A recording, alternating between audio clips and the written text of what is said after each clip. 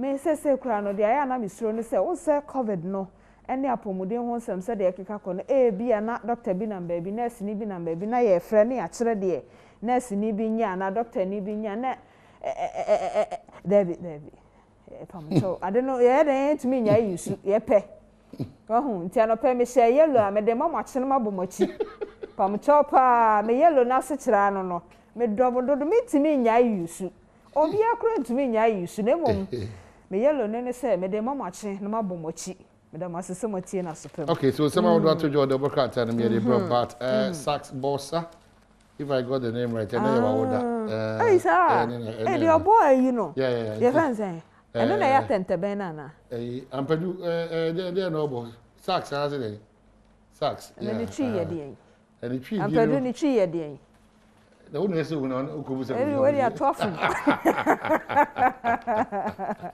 And happy birthday. Na bedu nim na nim na jai. Wafa.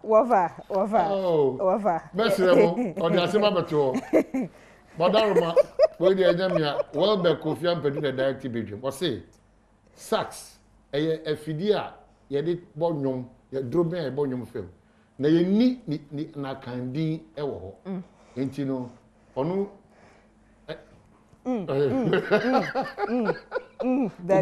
Obi di ni be ba dey see ya. Abedu yempe ni dino na yensia na say ni akandi ni de de akandi no be sure say omo muti omo use instruments no omo nya akandi ni we cry adan cutlass we be din de basisi ya ayo ye da na say ye twen no. The Ghanaian Times said the appointment committee of parliament tourism to back $5 billion in 2 years. Dr. Awal assures of target, and I did a photograph of the Minister Designate, Dr. Mohammed Awal, Tourism Minister Designate. And Supreme Court discharges Dr. Ayeni of contempt charge and convict 32 to spend 63 years behind bars. Wow. 95 years. Nobody 95. $84 million Pukias interchange nears completion. Project to be ready in April. That was another Ghanaian Times. Traffic no. Fredima. Otisa Kwan so. Na they be on social media or they focus you don't go there 3 hours in traffic. It's not moving. 2 hours yeah. Na no sa no di mu na uyam kan we. Well, okofa asim we aba. Asim we kan be kan okofa we koso. And somehow me the daily graphic Democrat no eto so anopai empenifo wo graphic adwumakuo nim ene nana komia a wo hwe ISTC adwumakuo no eso ena wonfo ni da empenifo bi de ka ho ne nyina na say graphic Korea strikes business deal with Intercity STC. That is say graphic Democrat no wo ne STC aka won to mabachiri mu a wo de dwumadie sonko bi ebeba. Tourism revenue, government targets $5 billion in 2 years. Dr. Awar reveals at Vetin. Tenra, Dr. Awar, call Vetin, and our can say the brain bedin sa, the Nisradi Hone say tourism and asa kwansra, see a honum, and Obehe say Ubenya American dollar no, or pepe enum $5 billion, in Fiemi, no, and to Dr. Awar for ni and I I shall say no more, Dr. Ayeni. Pachosi Dini about the same. Ayeni.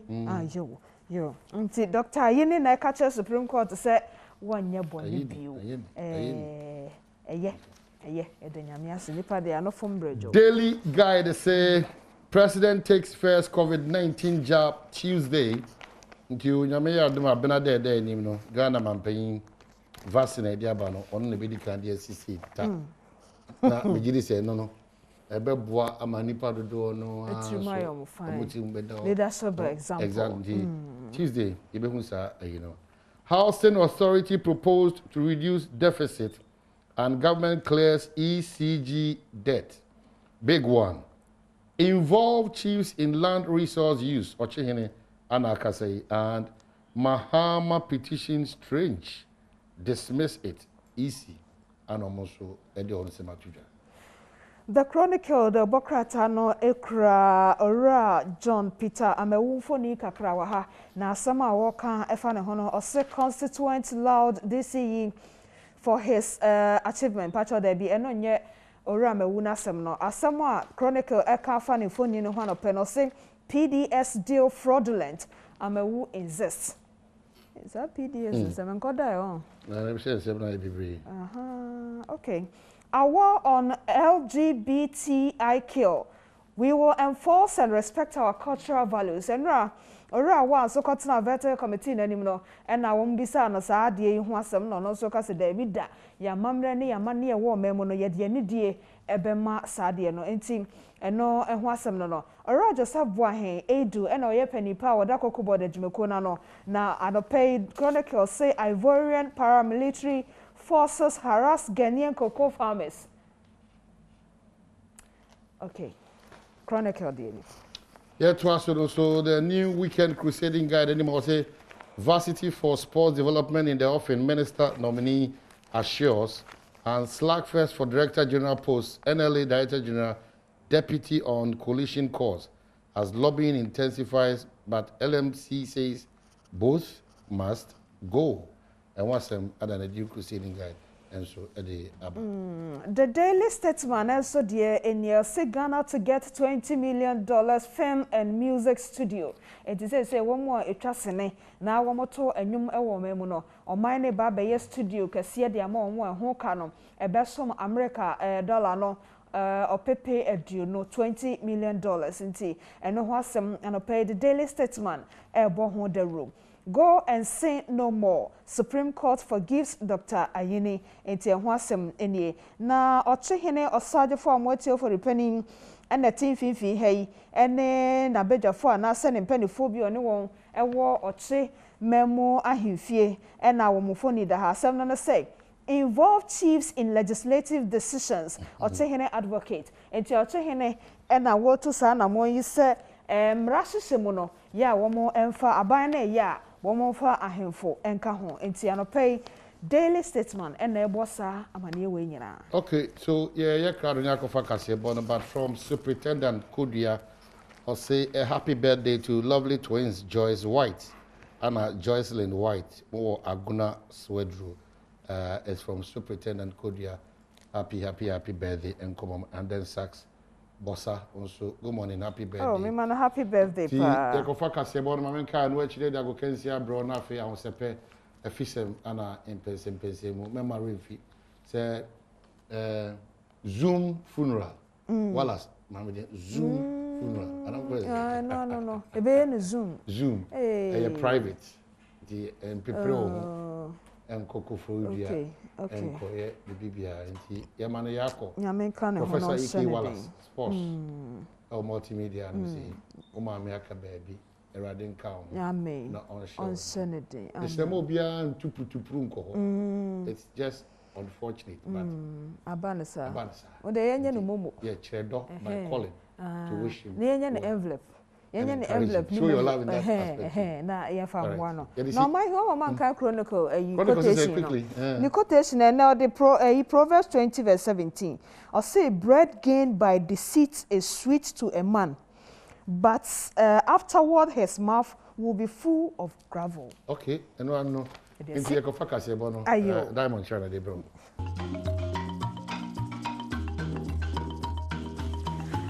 Odefo bosome nafua eduno ensia eye ne da fiade anopa no nsia nso abo pepepe Adom TV Badwam kase mra sonti me srewada age kakra na makenkan ede ama o ensem nim no de edum akotene bia obete ene se omawfo bi ena wachre wadwen afa enipa titiro mofra ye a wonam kwan so esresre ade a efa kese na akra ye ahoho a wonfi omanyimu SD asafono nso eto nkra ma aban se sa LGBTIQ plus kra beka ho no aban ne hwese obeye emra bia ebebra kra ewo omanyimu Akra Health Center maternity block nso ena nyame adom mpanifu akwakoye ensiesie ewo ho wei eda nchen a ensem no bi eka ho a mekenka ma no pay se Badwam kase medin di ma mechra Diamond memo achi afa me se Badwam kase na se Ghana adehye binom na wɔn akyerɛ wadwen ɛfa wɔn a ɛwɔ kwa ho titiro nkran ne Ghana nkura kɛseɛ bi mu a wɔsrɛsradeɛ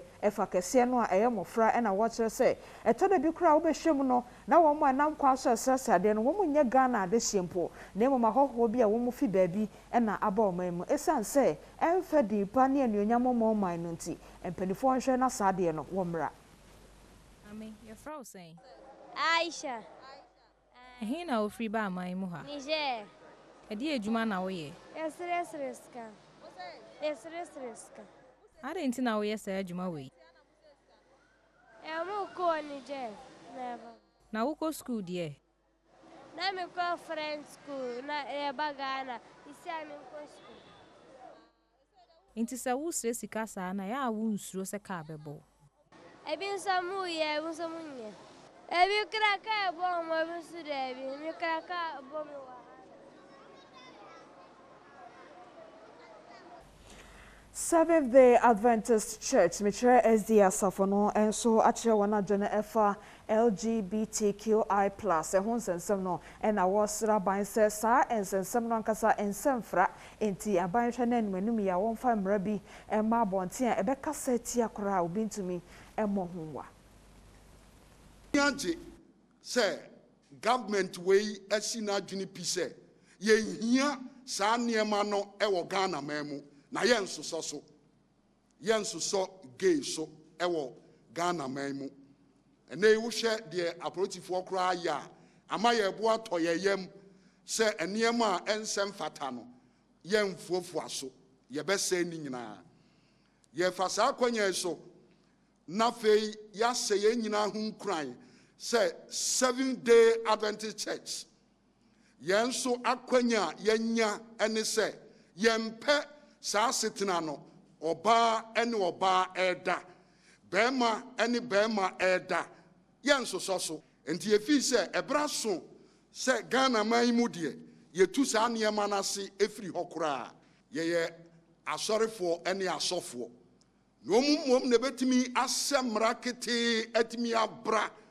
ewo Ghana mamu ama ye ho atoyen na ye ma ebeba no nso ye good values a oman ede ma won no atete won no ma beye oman bapa ase Ghana ni onyam ani nyankopon twedi ampon ani onyam na ye ti ase se onyankopon ene bo yen so kenkai Genesis etrimienu entisemu aduenu na no a nyame sin people ema yeti ase se obo bema ene oba enti awade asa na tie nye bema ne bema ene eda na oba ene oba ene eda no kwasem ni so so akotro sem no mu a SDF wo gidi se onyame enso so sa ade no so enya dia bema ene bema eda ana oba ne oba eda obenya kwampo e wo sra hememu ene akwanya no ye pese ye boye mampani abaso na fei ye ta government na chi se esese ekutia sa musue no kwasem ni nya SDF wonko wona ekuta Bible bia nsori aka ene empo Islam religion enyina gidi se dabi ye na nanom a empo omo ekuta asase mu na omo tete nsase na omo eye atrankonya no omo nyina gidi se eyemusuo kase enche ye bia ena Adom kase ebo amane bi wa Adom TV so se akrochere maternity block no baby e ma no kwa wo so e wo sampotem ho no ne tebia no nye saa kase yi e ka omanfo a efi akrochere wo rio so empotem ho a wo mo e wo abrochime ma keka won sase kakra amasisi ame no kase saa maternity block no ana enye no wo mo akoye ensiesie wo ho kama ye ni aye boy ho na ban no so aye dey aboy binuanu akokar yoso aseso hia mo yesa akokafo o ma damasi ye pa o mo si ebimra biu so ntipozo mini asam titi biaka ye de aseda be ma minuanu mo a wo mo boaye ayo Adom TV damasi because mo be yesa program no e be twa cover ma nipa nyina hwe ni wiase nyina no ana atwe ye nuanu mo Europe omakom ho bomako carry yoso onso aba na omo abeye atefefisi amaye And because me free 23rd February 1960, ABC 23rd February 2001. I year a in fear 61 years Pepe Penny, and I dear Sabi free as be no said an we. I'm a maternity, so I found to my friend. You Bibi said that, say, ye be ye in CCB, Sabia. But make over the past more than 20 years, in your renovation, be another challenge in the basic medical equipment. Yet the existing health facilities, no. Also say, yes, started na make health centers in our check. Into equipment, no, it be a dada, it be also a modern ones are by system. Into your stakeholders are almost boya, you bet me as a medical equipment, and I will hire dada. Nothing so no, yet me a top for so I can not quality of care. Onyonya for kwajo pon kroma ayesoafo na ohwama ne bo ho nsem so pen wono krono amampani asabo ne din se sa hye ye krono a wonko enkoda no vasen ho nkomo anu rekoso wa Adom TV so no dwumadie na se na ode afutuo ma Ghana for se vasen no aba bedu ne de beboa amankwamo a woni pemu no atumi akosoro na ede ahobambo abre obi afi COVID-19 ne ho na emom se wo kata wa no ototo hontam na wahohoro nsa no so de enya de esese omanfo jai officer vaccine abedu o man yimonti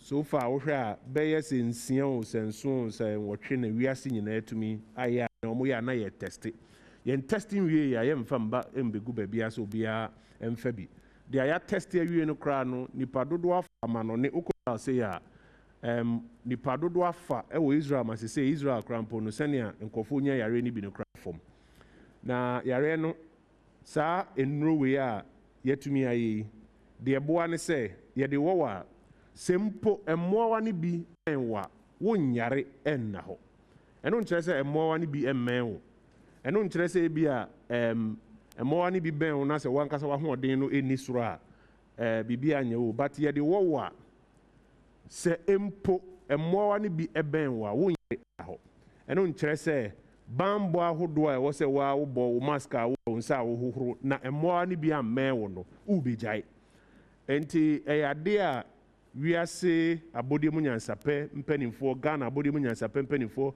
enye musuehu se ye nyina ye wo sa pane ni bi wo oman mu ha se ya nipa be yare ewu ebe ye kitikiti bi anampo se bi krampo obi akura ni ho be yare ewu na ye hwehwe mu nyina echi obeka ni nyina acho se desi ye no na ye hwehwe mu no ye hwehwe vaccines mienu emu ba ko na aba no ebiom so ba ye be san hwehwe mu biom ye hwehwe mu a ye hwe nyoma mere wi nyina me pese me assure me ma oman nyina hu se FDA fo WHO fo no kra o mo hwe enroma mo bisa so WHO fo ahwa ana so mo hwe ya ye ka ho ne ye sa adwuma nti se ye vaccines adwuma o WHO no me staff mienu e ka ho o mo ye ba ko ne me sakakare boatin o ka ho no hwe WHO no ma o mo de kwa abruche ni bebia no sa committee no ye ka ho wo hwe General WHO force so here in Rose so me was staff there since 2006 FDA staff there 6 and I can say to a friend pre-qualification team no ye ka ho yes so no recently last year what they say I center maturity level 3 and in certain areas crani your maturity level 4 e be kakra na laboratory crani WHO accredited there me person me can say doctors I work Ghana ha we are very confident in the system Your Food and Drugs Authority, Mr. Makan, on several platforms, say it's one of the most respected organizations and reputable organizations drug regulation in Africa. It is the FDA Adetuma.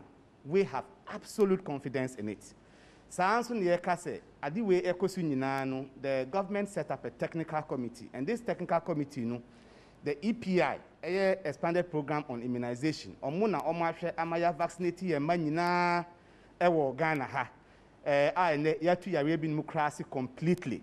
That committee and omu lead sa vaccination. Nti se ye timi edi trust ama omu timi a vaccinate ye ma a vaccinate ye nkra binu me bra ye sa ama ye nyi ama ne ye wo ahonden a na se sa nkofuna na ehwe so a I think say we have absolute confidence in the system.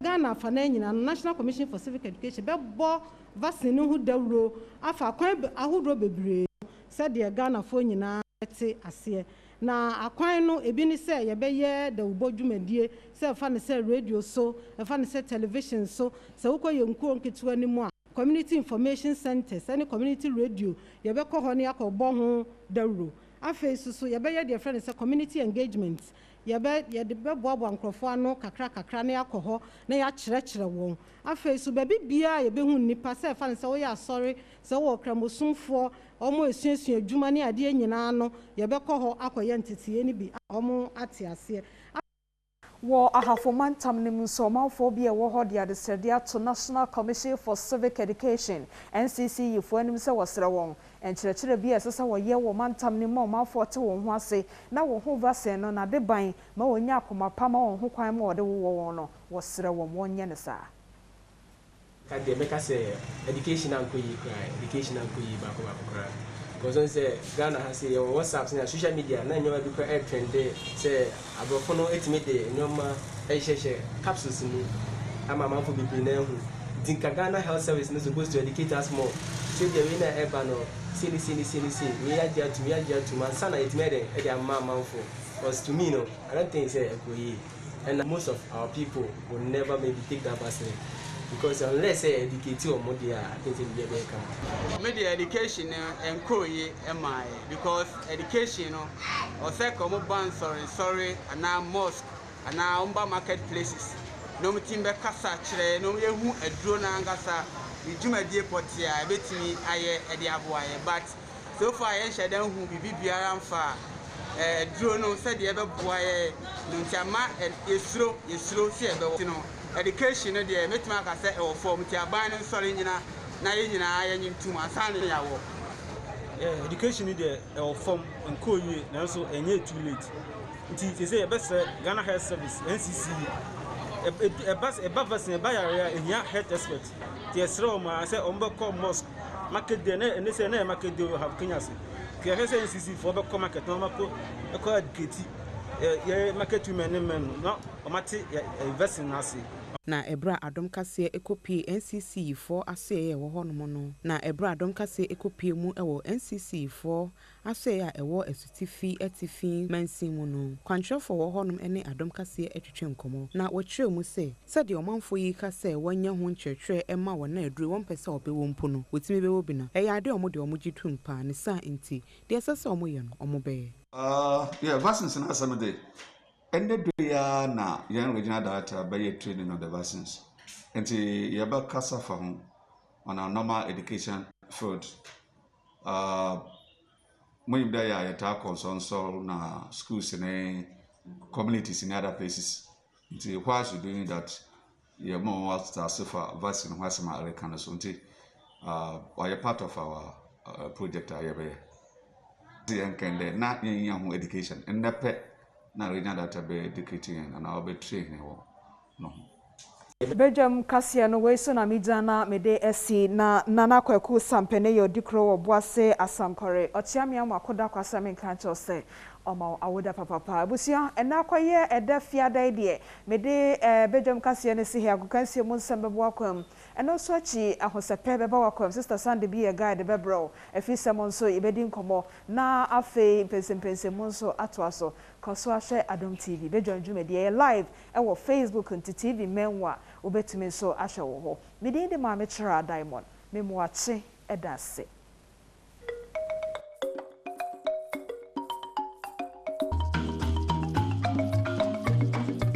Abusia mamemo ache na mensamu akwaba emfamra Adom TV so ene anope ene efiada nyame adom yede agudie mu nsem na sagukansie ene sabre yede eno so etoa so ama anope Sergio Manucho ene kruche nsem nyinada ene wode adamia enmeku eteto eye boafo heba eye ointment ene afi boafo capsules ni nyina eye endrosunko a boafo ever center ene omo ediaba sanso ene 1xbet.com ene amanfo discapa edigom ho oto trending odi ane se obebo wuramo ewo 1xbet.com na fesika dodo na edi no onso watime edibi midin de Cobblestone okomankra baako amaka ensuroja dura enyono na yenhye nkomana se emfemfiri emranti a omundi emfinhia edio no enra omo akensie kese guso ekoso ewo Mauritania na enra da na otum sampa na okunemu edempa edema Cameroon enafe the Black Satellite of Ghana na ni nyina mu no ya de se Ghana emrante no ebom homodem pa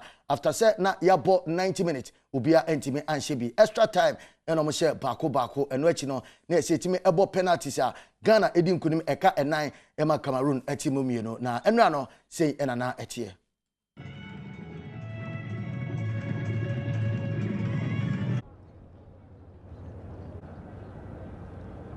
Entrez pour la photo, entrez tout pour la picture.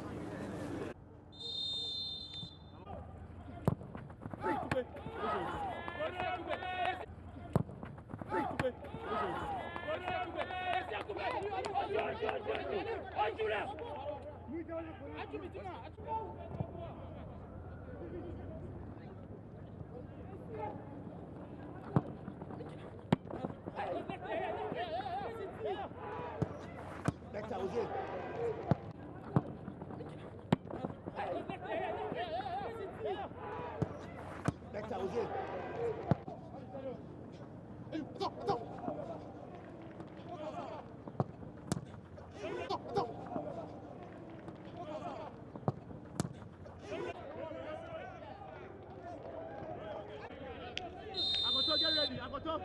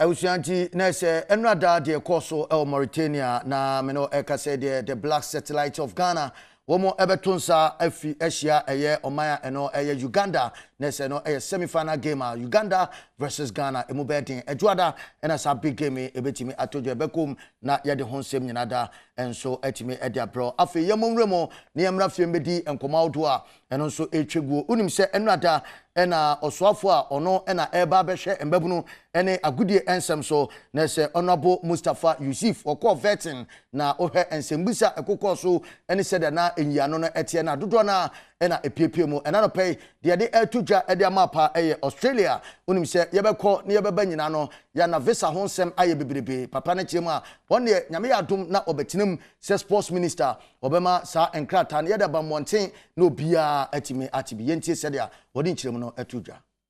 The issue of visa scandal is very worrying, and it is not good image for our country, especially what's happened in Australia. So given the opportunity, I know the GFA, the GOC, that's the Ghana Olympic Committee, is normally in charge, and it has to do with accreditation. I know the processes, per the briefing I got, the processes leading to the Australia scandal is that they normally have a list called a long list and also a short list. The long list was normally will be prepared first for the host federation or the organizing country, for the organizers to be able to give accreditation for athletes to be able to participate in the tournament. In the Australian case, instead of waiting for the short list or the final list to be submitted, they issued accreditation to most of these, all the names on the long list.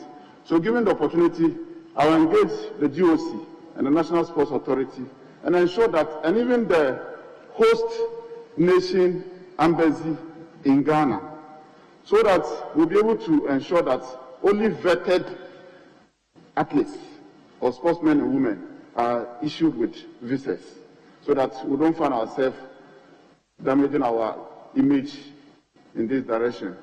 On the issue of the National Youth Authority, the street light training, which resulted in getting the management moved. Yes, I was a member of the board, the law. Mr. Chairman, the matter was between the National Youth Authority and local government ministry, because it was a collaboration to ensure that every constituency in Ghana or every district in Ghana, we have technicians trained to fix street lights. The matter came to the board, and the board, because per their structure, they will normally bring their program of activities to the board for the board to approve.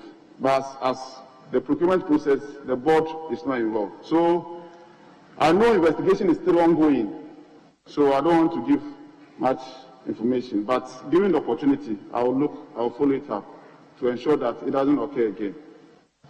So will you be willing to make public the investigation report on the Australian visa scandal, for example? I will follow through to see the agencies doing this investigation. If they are concluded, maybe there is the current, I don't know the status of the investigation. So if yes, the investigation is concluded, yes, it's a public interest matter, and the report should be made public. That's what I think. Let's away a Enchima, Honorable Mustafa Yusuf Ono, and Eba Abaye Oswafwa, Obashem Babuno, and Agudi and Samson Sempenfor.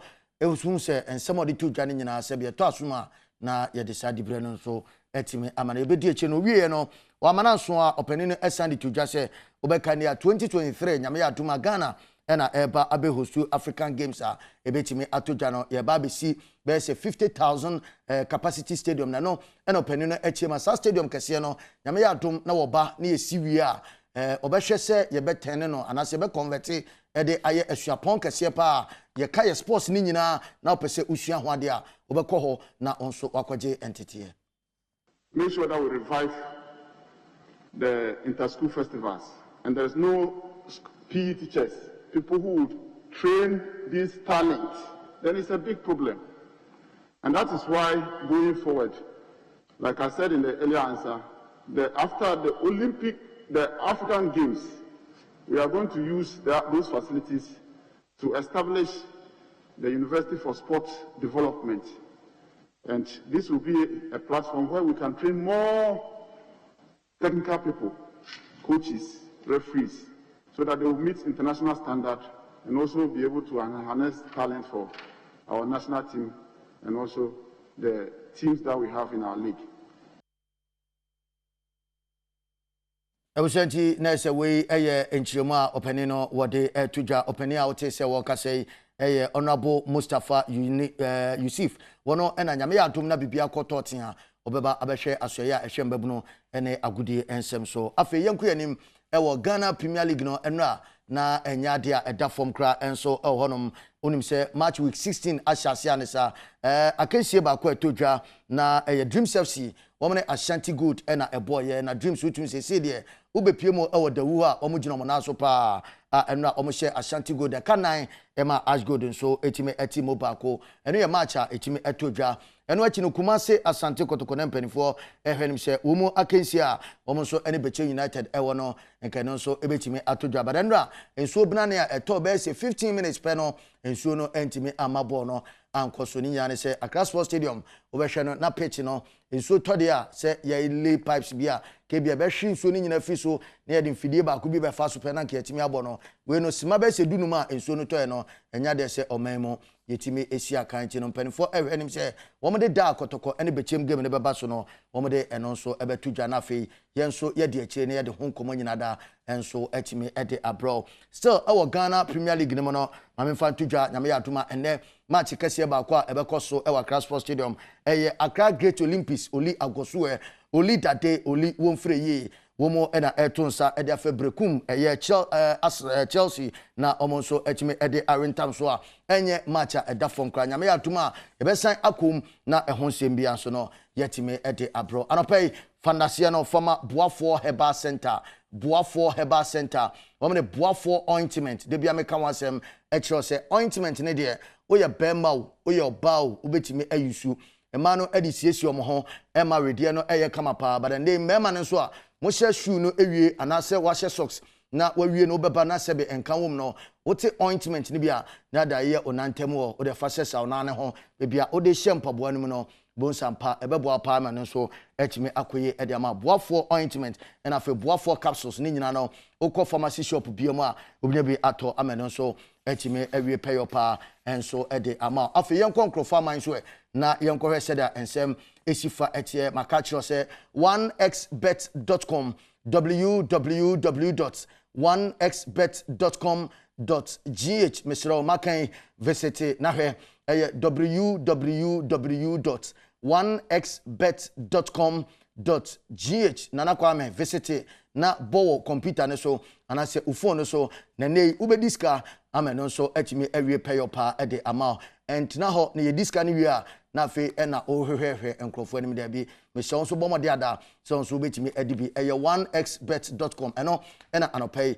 ye ka eho asem so etimi ede akire wo na wahunu sede a ehon komo nyina so no esifa etie afa yemomreme English Premier League no sede a etie ensu enie Manchester City ene nyame adoma ekina wo ne West Ham United ehwanim se wo betimi ede arentam so eno achi no West Bromwich Albion wo ne Brighton and Hove Albion enso edebebo ani Leeds United ene Aston Villa airball sanso ena Newcastle United wo ne Wolverhampton Wanderers ena omo hwanim se ombetimi ede apem so ni nyina no eye matches a ekina ena ebetimi atodwa ewo English Premier League no mo enti wo hihya na wahihye adwuma ne yepa enso ehonom na yekom no na se nyame yadoma kwasiada sei ena no so ebesi fa kono Crystal Palace omne Fulham airball Leicester City ene Arsenal the Gunners Tottenham Hotspur ene Burnley Chelsea the Blues kwasiada omne Manchester United another big game ebetimi atodwa eno no ena fe Sheffield United ene Liverpool so womachimi ede abone na ya no wakai ahye no so se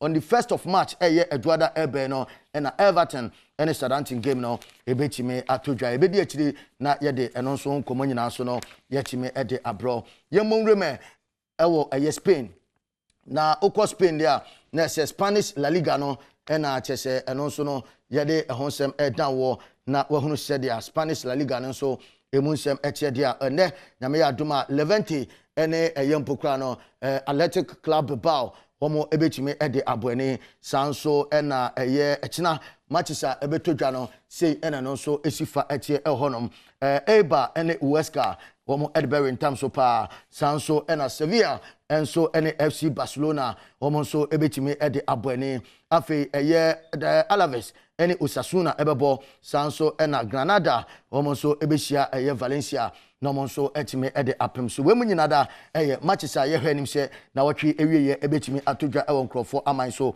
na ne kwasiada no se enetie Celta de Vigo womo eye Real Valladolid ebebo na fake eye Cadiz anso etonsa ede afa Rebetis no mo so etimi ede aboani Granada ene Elche sanso ena Villarreal womo Athletic Oshase de Cheda na se Atletico Madrid ena omo hwanim se omo etimi eno omo so etimi ede aboani ti wemo eye matches eno so ebetimi atodwa na fe Eduarda ena eye Real Madrid ene eye Real Sociedad omo game no eno so ebetimi atodwa anope yede ehon komo so yede eja ye kom kakra ewo Italy oko Italy dia na esesia ano sei ene munsem so esifa etie echina Spezia eho ena Emmanuel Jesse wo gina Ghana ne de hye no ohwe this season a ye can players a omo abo matches dodo na e de ama Spezia odimu ntintima pa wo mu etonsa e de afre Parma na omo etimi e de aboani sanso ena Bologna ene SSC Lazio ebebo Hellas Verona ene Juventus echina ena sa matches miensen ebetimi atodwa na afi kwasiada dodo na nso etimi abaso Sampdoria ene Atalanta ebo Croton eye Crotone omo ene Cagliari ene bebo sanso ena Inter Milan ene Genoa enso ebo Udinese ene Fiorentina Napoli ene Benevento sanso ena AS Roma ene eye AC Milan pomonso etime ede aboani ti we so eye matches awodoa eno so ebetime atototodwa anopai ede eno so nkomo no mede eja yenyina so na ene anopai ensem ahodoa Sergio Manucho producer extraordinaire okruche maame na mebegina ha ekenkan no yemfa ni nyina so ensi ewa hanom na yemfa ndase no ema boafo heba center akachiro se enduro no eyemienu in fact o hwe boafo ointment ointment sonko a obia agiatum eti bomode ada se obepe echa kwan afi boafo capsules no so no oyoba pebi na nonom nduro bia eno so ebetimi asiesi pa sanso ena sede tie bia no ukọ boafo enduro na watimi apecha kwan sebe ya eno so ebetimi aboa 1xbet.com ane de bia me catch say 1xbet.com betting company a omoti asamase eno ti wonse de GH ena aka ho na se Ghana sede e faso esese matches no yen tampe goals ebia na goals kakra na ye under kakra na chese options no bebrebe 1xbet.com iti bomoden se obetimi visit website no na watimi etwebi midin de Cobblestone okomankra bakwa maka ensuroja dura enyono enende mede enkomo no mede ebrawo Prissy baby anope fantastic morning and confirm and as yekese one nana kwame sanso ena Paul enso ewo sound and afi me great camera guy ono so etimi ehwe eboa me ema yede nhihye we nyina ebro ende ye free a ye kokoforudia onim se nyame ya adoma echina ena Professor EK Wallace ne mame ye penokrabre enti sabri ye free ape ye kokoforudia enti o kokoforudia ne hye so a hia yen ewo eye Jubilee Park wo eho ene ye be pe mame no krabre me pacho covid ne protocols ne de yedi ni nyina eye adwuma enti uba na ya bro 25 a enwuremansa twenkakra 24 no ba na onso watimi edo de ape so kama pa na ewie pa enti prof nyamenka ho wonye okese omo ahoden a obetimi ede agina okon a etise ano Cobblestone nyame ya doma emresem obesan atimenka biem makra mo nyina.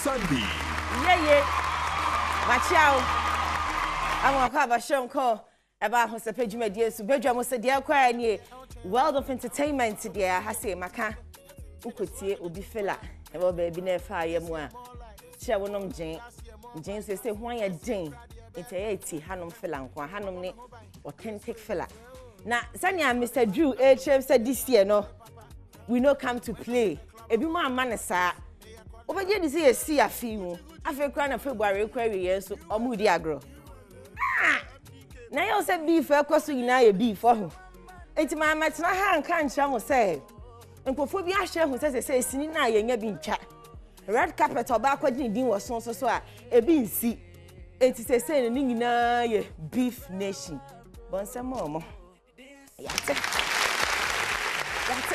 mama fa mo hu nyimo tu fa mo ntie am fa mo hu nyimo sanse beef ni nyina enye ni nyina na ye beef ebi momone edi kwatwutom eno na omo ye no wuji dis omo beef yamba la trend la under carpet la bounce once am omo biem na men concept no so na funny face na muche ma ase lo ye na ko psychiatrist ba nya sa obi amfa report mass we yi demo ehemfo na yɛ psychiatric ɛyɛ enti yɛi na kwaku manu afa to no ho so sɛ ne yɛbɛma ne nua bɛma ni agye bia no ɔbɛyɛ momma nsɛm akwaku manu na de aba mente so bi ka sɛ na kwaku manu yɛ for trend brain or trend dada kwaku manu ti hɔ yi or trend dada na de yɛ awo yɛ kura one pon no trend nti nye wei na ɛbɛma na trend or boa ne nua because na homete because he's a father and he knows how it feels na enrada de or de adebayo na ekopie mu ɛhɔnom na Uncle Fred Nyama ɔmo kɔ hɔnom na unima awasem we nyina bra no ayɛ no asa manfo bi pɛsɛ ɔmo me case ɔmo tire mu a ɔmo ne nje de kwaku yɛ hwan na ɛkan pani face nya ba no kasa na mintie da wa ba bɛka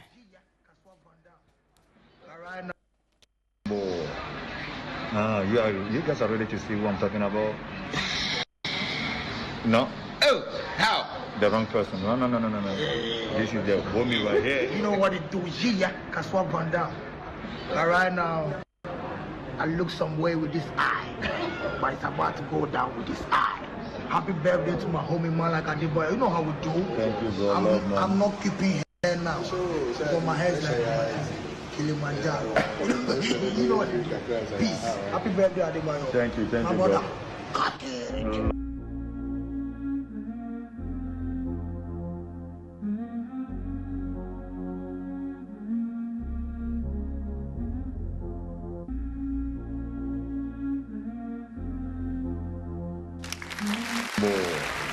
I'd rather cut it and take me straight to Lydia Boating. No, I'm saying.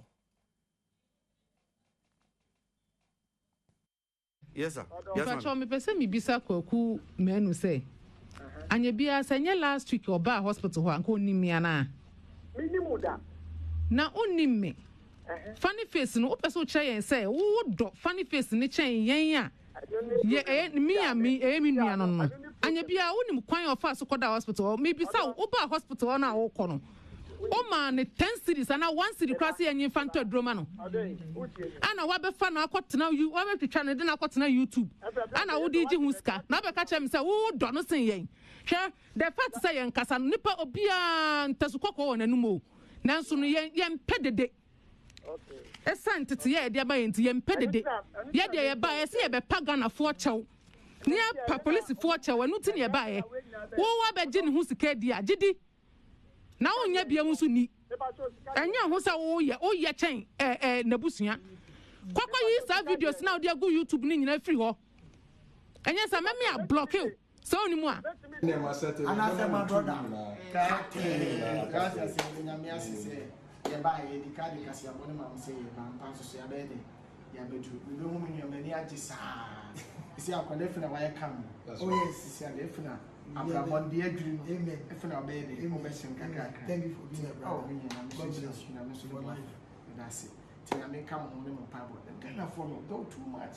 Maybe free. Oh, fun. Now, I mean, him say me you bush opinion. Na kwaku sister boy. Say a buyer. Say obi ojina mu ma o. Ah, ye genuine. You. Yeah. Bragasi. Yes, sir. Yes, ma'am. If I me pese mi bisa kwaku menu say. Anya bia senya last week oba hospital ho anko nimi ana. Madam Lydia Boating brana me ma o Adom your social media password no na block video ne ma me. Ate hwehwe ni mu sa na e che sesen obi nya papa na ye ni sei wo bisa so oba yo ma wan siri na na em se sika nkwa na che se wa ye obi papa wo ho na we o ye de na che se odo obi sen abu na mo ye sa mo ya ma boy ni sense from na kwaku manu ti hoyi yesi unua ni video na be ma na trend wo ho ya agohwe ni views oye kwaku manu dada oti ase na kwaku manu na nkasa ne hojo wo kan so won tesu kokko na nko no so de tesu violet hia na da ni rainbow colors bon sema mo ho obinya papa na fa ide fa boni tua ne ka se ya bani abre kwan ni awo kwan odi yeah, for asem ko any of my American brothers na so better miss menka. What? Na me ntwaso. Me twaso a nyumtini Miss Bill. Osi mu ache, abo ngege. Wadi ni pray mine. And then na nyina sister age na hono ma. Utimi ma no be 16 years, utimi ma no be 20 years. Wo fe. onyini da bani nyina mu eye oya abroaboga momo nsema Miss Bill I say na abroaboti a ke nyina ye pese e bom mere wantem me camera woman gina hetina ye tro ne bakra winyini no enti Miss Bill afat no so say obeko into artist signing and am pese me na ntwetwe nkomo Zoom mate se nsu ato ne ho nti network na ahoma ne mu atene ade ba me try still mensa ebeka no ya hwe ehun se oni obi anye collabo bene Miss Bill Sheman obesan artist ba ko ye friend no ye Hartman na answer na no me ne Miss Bill ntwetwe nkomo anyimwe since Val's Day na trend day e bo hu adbo fom you no TikTok na ma kan mu ti abo na omu didi do mo de che obi amodonyom chire obi amodonyo what na wo kwachira wo dobo nsama Hartman is ani bi no honam se Hartman asa me ba ne so no ma me ne Miss Bill ntwetwe nkomo e wo Zoom. Good morning Sister Kampacho otemenka on mute wo hono ma me ne ntwetwe nkomo kakra.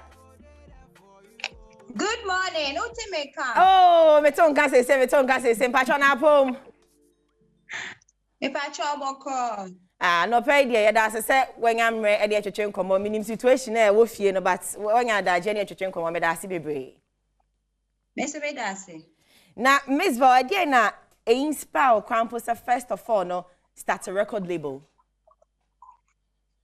I remember say back in the days na uko interview I bisa say how do you see yourself in the next 5 years? Okay. And I keep saying say in the next 5 years I see say bedroom prempen so be a me abu obi with my experience in the industry. Okay. So I believe say the manual ka even unknowingly no eno na sisi manifest no. Okay. And basically my feel say bedroom prempen so be a me actually obi amanafru London in the industry. So that's basically it. Okay, now why we industry ni mu ache ubetimi aka boldly say sika wo Ghana music mu. Sika de enwadwuma bia mu wo say na wo beye wadwuma na afa na wo benye sika. One taking it serious munti ase enso a ne nyina ma wo hweda ehun mfaso a ewo mu but say wo ye ne the right way asika wo. Maybe time I started na sika wo pa. Sisi aska womba is a different way. Okay. And to say it's so easy. Sisi, you really have to like work for it, promote your songs by yourself, and you know, even though I will perform more promotive crown, you yourself too have to be involved. Okay. But first, need you only not just say, "Oh, be a better right." You only join in with the promo. Say, "Oh, you sure?" Hey, come back here. Na adenti na ohu talent no so wan ka say oh mami feature no na o yes we be be record label na ode na sha say oh baby I made really the way Hartman say me feature na enye be overshadow no on say Miss Bill brand na the way it here no me feature obi say Hartman enye but ya ka feature cramp no Miss Bill ya share who on time feature me sha dan say Miss Bill featuring obi me as on sha dan feature kwa ana obi ayenim. That's very true. It's very true, but any BBA I'm sure that planning. Oh, okay. Me, I'm just going with I'm just going with the flow along the line. If somebody wants to work with me, I'm available. But my try say mini a bit must be juma. More turning me down in a very nice way. So me shada ha me who say me chase so be say only me be you. It's which like people don't want to do collaboration with you. Anything I hear more features when it will be no. And go for na turn down. No, I can't say people because it was just a couple of people pen on yes, sir. Okay. And then the excuse was time schedule, and then the type of song. Anyway, I didn't want to continue chasing people, but and the question maybe say weighing na because matete say we feature wedding pa we be say or approach you I will label no wedding so okay why man why no approaching now I reject with that no not at all yes me wedding me charging for featuring I do it for free as you say for free why now we approaching now with me reject a home is well sir oh me person me will be because it's in the past I check who body after resurrecting somewhere tremo na say church them how I buy so It's all good. And mommy suya ni ama wa industry no. Wow. But I say very so nya da Jenny twetwen ko. Afa me nko artist no. So Hatman. Yes. Now what to say? Patcho me hu yo. Me hu na me say hu e first video. Hu e video I edit so the lighting afa so kra what mani me hu e first no. Nti ade na wo say ba ne sa. Nyame abode e so. Now only Belgium Records contract. Patcho ane. Uma sign. Yeah, sign a contract. A contract and they won't say any moon some private one person money a betchany but for how long? 5 years contract. Hey, wahene. What say? 5 years. What kind a moon seminar? So what you me out at 10 semi be. Me sign contract and na man and said that na me nim say we will mean no mon kind. We are sure said 10 pages nigga na wa flip it a kind word by word. Yeah, sure. Yeah, ma'am, even a time period to study it. Oh, they am first be sign at once. There be. Yeah, ma'am, a time period say main kind. I mean, TICA and I mean microphone. So like my parents, I'm also mon kind answer and we put pen to paper and all that. Okay, so who are your witnesses? O parents na kind. It's when baby a full stop see. When baby a come and walk. Sure. Me person watch na be over back as a sending a miss by me say because we need the woman tina was sign ana. Minim deal. It's Osha. Miss Bell influence as big as she is, no. Obetimi the influence so when ama we blue. Even when you don't work hard and I will crown for effort in shame cry when you cry blue crampa. We sure say sister here am kwa dear that was no. Ebetimi am work of even without a hit song. Oh, once a shrew boy the obuane ho. So it goes hand in hand. Her influence with my hard work will take me to where I want to be. So and her influence is also doing a lot. Like Mr. Yaka said, he's doing everything basically because once under no circumstances I met me about say on my own. No cry no dear. On a big show like Charlie Minute, the guy you know what I'm saying? In the whole of Africa. Hatman, woman say my man endorsements no personality West Africa. Wow. It's them 247. Nti ya kwenya kese ma me mpo. No cry. And your sister appear on a town phone free. Sure. What do I say? It's a big shout out to Miss Bell. She's so selfless because her baby I will do I was promoting her no say Obefa Hatman. Why the name Hatman? Open man. Just came, sorry. Okay. Open man. Well, yes, but Hatman is actually my real name. Really? Yeah, really. Ah, ciao, mami. Ma, it's ciao. Yeah, Dora Gakba. Bless up. Oh, yeah, number 9. Number 9. 100%. But I come for one chair for. A, B, C. Me da kwena ma. Yeah, inti medianga sa medindi Hatman lali ezu. Oh, wow. Oh, mami atudin. You Ghana man say I vote for Ibrana. Yeah, India grow kakra. Sure. It's this whole signing. Miss Bell, has she been your godmother, winning dada, family friend? And we've been introduced. How did it come about? Then a special say. Actually, you know, Nami Ankasa, Nami a fan of Miss Bell for a very long time. Oh, really? Like listening to her music when I was growing up. Before you continue, we're a fan of Miss Bell. Yeah. Then you're being fan of me a rap yes, chairman, Mrs. Sierra. My opinion now. Okay, and you might me pay, but instead I know the song fully because you po, make a swana musi yo po obeya. That's a song, man. That's a song. That's all we dream. Oh, Phyllis Anyam. It's a mystery guy. Oh, a guy. When you see me cry, the whole Africa. Oh, it's a great song. Come on, so.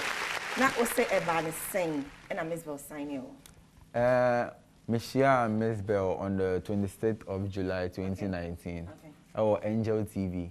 Next year show will be a friend who updates bar for bar rap contest. Yes, that was a person I would see. Trendy. And Anna, it was the finals of the program, and she was one of the judges. Okay. Until after the show, no man winning, but also I have something very great in me, you know, like. We should work together. We exchange contact, and then upon meetings upon meetings, then we are here now by the grace of God. So that Miss Bell, who are with me, say you have something in you. No, me so me say one more share no pay. If you does something, wait till I some one line be a cappella be one no title on Friday. For you. For you. Yeah. And you near me dance title on Friday. I not me you know because you the air that we see bit now there. Mama some quick 8 bars be line be. You be my medicine. You are the one to see. Although you will give me energy. Although you will be my remedy. You be the only one for me. And I go there with you, I no go leave. For you, I dey go crazy. Sick of you, I know they sleep. See, baby, anytime and anything, tell me whatever you want. I know whatever I want. Make I know your mind, what you need. Let me tell you what I want. Road red, yeah, what I see here, no pa. Open the yellow bread, me and some no farmer gym film. Straight. I no pay me more. Anyhow. Mammy, cause sister, come some more crab beam. Yeah. Now, sister, 5 years, you know. A day now, we expect here, and I wish I 5 years time. Now, Hartman, a Drew Heifer. Oh, 5 years there. Now we expect to say, I'm one year, ye Asian a dream, ebe pay off. And I expect to say around that time, what big names be to say Kofi Molenu, Kwamina MP, you know, all these young guys now, and ye won't be theater, ye won't with at least ye bet me about Hartman. I can't be into that's what we are working towards. Say Hartman be a big brand. Ye bet me marketing in the name of Ghana to the world. Amen. Hartman, yeah. Will you disappoint Miss Bell? No, never. The person will share camera name live on TV. But who be that? A mobile man on once I will be a mobile for a man on we need free soon and I know why. Na no papa and I know song. It's who they shame na shamebo. Will you disappoint Miss Bell? Debbie, I will never disappoint Miss Bell. And then I want to say this on camera, live on TV, on your show, the Gaia show. Said, you know what I'm saying? I will never disappoint Miss Bell. And then within this 5 years to come, you know, Ghanaians who are watching this show right now will be able to remember this day and said, Hartman said he will never disappoint Miss Bell, and Hartman will take Belgium records and the music from Ghana to the world. And from my Hartman music. Now, Mr. Mainstream National TV mo and show, but say, we them a praise and I'm a sound for Apostolic City. Made the Bible in a bed, Joe. Now, Miss Bell, Obeko na akweli hono na ye de akwa Joe. So who disappoint na because you snap ye be ye style be the amount. So would you decide? Because ya so be free ni mu apostle the oye odi ni sika the resources ni be show mu na actually ye beti aye say what disrespect no. And I say ana Miss Bell say oya say ye be ko na honom. Oh, me di mention na no mo saba me Sister Kia, yeah, this is Sister Kia. Some you can't wonyom no ho asem. I was here for Audio Mac. All platforms. All platforms. Boom Audio Play, Mac, Boom Play, Apple Music, iTunes, Spotify, Pandora, everywhere. Amazon, baby, and a video no so on YouTube. Okay. YouTube put type a Hartman for you. I will be home under the channel Belgium Records. Any channel in your Belgium Records, I mentioned. Okay, and your Belgium record mention. Na fe your more say na mention what can more so. Sexy nail polish, man. What can right oh my Mrs. Sexy nail polish. Yeah. What can more so. Ghana am ka say Kofi Mole nkwan be ma o kan more so black. Kofi when your counterpart. It say artist me ma artist me ensa ka the person on ne collabo. On pome sa call na ma. Sure. Kofi Mole. Strong man. 8 records. And my mama back can quick smoke. If I feel I'm a boy, why not? Opesa on any enyo. I'm 90. What and count? What I send papa down Permuntino. Nania break, what an MP send papa da Permuntino, and Nania break say, what person your business in India. But Kofi Mole, strong man, quick smoke, and 8-town records. 8-town. If you know be 8, I don't like this beats. Yeah, I want to work with 8-town. 8-town. Hard guy. And it's on record, bro. Bounce, my nigga. 8-town. Sheldon's voice. Hopefully 8-town records. I swear, no, like the beats me. Baseline, no. Heavy. Yo. I'm born 8-8 and I on my kumbu. Oh my God. May I reassure? Hey, 8-town, if you are watching me, hitting your studio soon. And I remember. Oh, and Kasa. Maybe I'm bad. I mean, you know, me can obey. Also can. May the amano. It's no on a hosepe. Yeah, my name is Tim. I will be Kofiam for the first land and my Sandra Akaku. And the entire Adom TV show on live television. Miss Bell saying, you know, 8-town records. It's a done deal. one no benya enyom ba medase bebre we na ye kai kwasi amawuga ye ko eyi oh say she yo so kwasi amawuga susu frɛ what papa ya ne ye kan ye beye why ya ne kan ba so gidi se metimi aya masem je me gidi medase bebre say we social media handles bobo mami our Twitter and Instagram no @Hartman_music. Twitter and Instagram @Hartman_music and our Facebook and so Hartman Music. Yeah, space woman Hartman and a space music. Yeah. So be abaye okra ne brand. Odi ene utia waye ana de ane ehu a me hu se Hartman na ebe my ahyan so de bi I no know onsa na keke no na kura we ehu. Onsa onsa dan ho ye ehu. And then so maxi edin so be hu bi. Enti no de na ehu ye me se Hartman leather up and down ya na uti hu ya na se wasoma de. Ma me ahyan so de bi a me hu o be bi a metimi enkwala hu o metimi appoint se Hartman na ebe. It's me say it's a whole package on its own. Once from head to toe, my hair, my earrings, my your polished nails, my ring, my chain, and all those things. I call it a juicy and a sweet brand. Into say my hair so classy and luxurious like this. I know say Hartman is coming. So you call bells pap. No mo be nkune tilapia no. E bosso pan. Na no me di e fufunia ponchen kwan wo. Sister e kwa mesel anopa aduane de ne me de e ka hia na e hia nti me ba bells pap no na. Ba ya chene na nka me kondon ne ene hot pepper no. Why? It's ya better must be but my final words na yen sorry so. Oh, me final e be say obia me stress obia odo me bia or follow me bia and support me na yen pushing Hartman career and cause we need to like help each other. Yeah.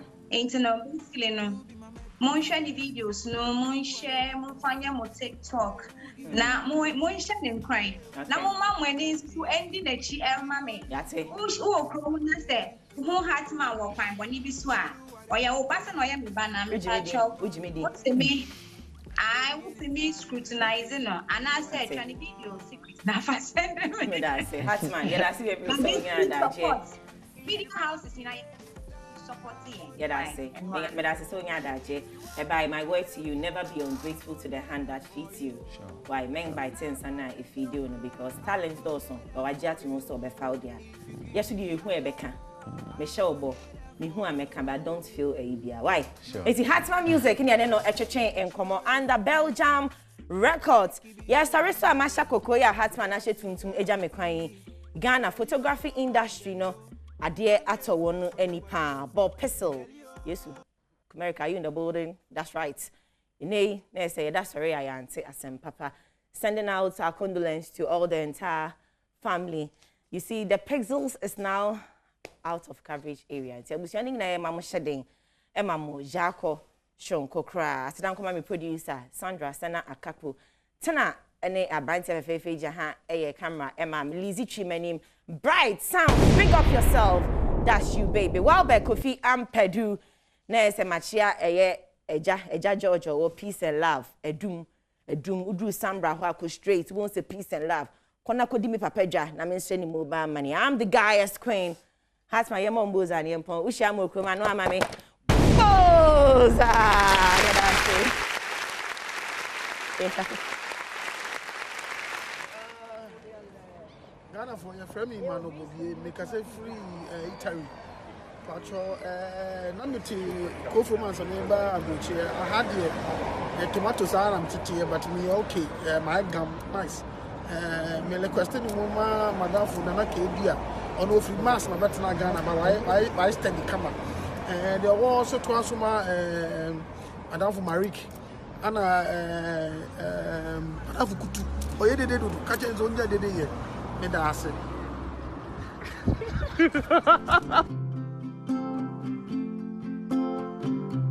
We are going, heaven knows where we are going.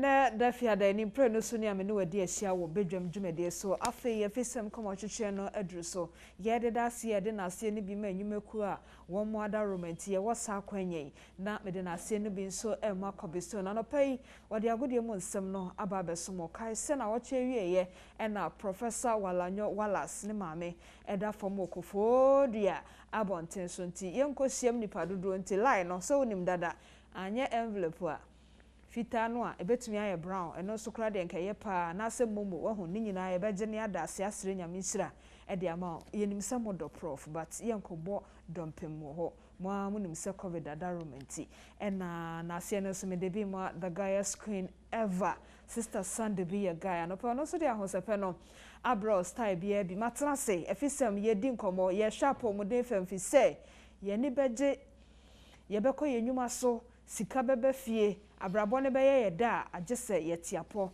enti anopei enkomo aye die no ene se mene Dr. Fred apia amankwa ena edi enkomo Vena Plus Company Limited wanda Roma enti enupa ewodwa so asa enupa na bi te se prostavite capsules ena X Drive capsules na anopei enkomo aye di no brofo ni din ne kakraka wo se yenin urinary catheterization urinary catheterization ye nya mask ya ka homa no ne brofo catheterization doctor so say what kan nyina urinary catheterization ai masua di ai nyankopo ado catheterization Dr. Fred na pomo adomara kwa me ho ye igidi se won so ho ye ai anano na ye bishia ye no in fact amount for so my friend actually program na chi san dia dance ye no do so enuro no eye adwuma no kro na prostavite ne S drive no eye can say eye dietary supplement and try on can say me yare ansa urinary catheter ya ubodin ya na wo bri any say be ma wo ho wanyi edu pepe so bi odunso tentem dodo onti ase odunso a eje 30 minutes time 40 minutes time na juso sa di ni bi okono person odunso a onu kwa kwhye wo shub ha wo mpie obe afos obe chim afos na juso ni timema se otise Johnson ne de wo yes okoro baby Johnson so na ayire enti empendodo na Johnson so de wontentem na che se ebra no wo ya wo bia ya wo ti wo ufam enti eba ne sa no eba kwa na obema no mu ya wo ya ana se ya na Johnson ntimi ntosin wo se Johnson ke kabom na tosin nti wo se emu chiche emu paipai na se dube no mu esi na ya me ka se prostate no baby oda no ti junction so iti drobe no de juso baba abonte no ofa mfifini iti ofa mfifini sei no okopie wase o prostate so ayekese na omia no na mu asi na obi ho no a ohun sa na maye aye ka ho asem ya ojuso ntentem ojuso mba yi oda najo a obajuso sa na ade achi ohun ojuso ase bi akam juso de no ntimi fashion ho na no ayeba ohun sa de no beka se o we enye ibia o enye bia menum nso bebere nti na sa obetna ho sa na kodu bebe fen acute urinary retention stage na ya jensem sa stage ndakro obo normal se obekọ washroom ya nso ba kukram emma na che se enya kadum akadum no nya si esi oho na ya rashe omoba yaresabia the only thing about my yama on say ye power sempa dia ye operation nemum ye di drobe bi e fen catheter ye rubber wa utifia wo hwe me wo de hwe wo TV no ahoma na wo de plug wo TV no wahu ahoma na fit TV no wa plug no hwe se na ahoma na tie catheter no esosian no kakra bi ye de bema beto yesem ni abo ne pane wahu ni akuma no ni ya disinfect no ye disinfect na say ye covid ye disinfectant fa sa pepepe ye wia ni ye pia sa atu bi a wo hwe ya me say wo TV ahoma ya e ko hye eban ho ye pia hye obema num kakra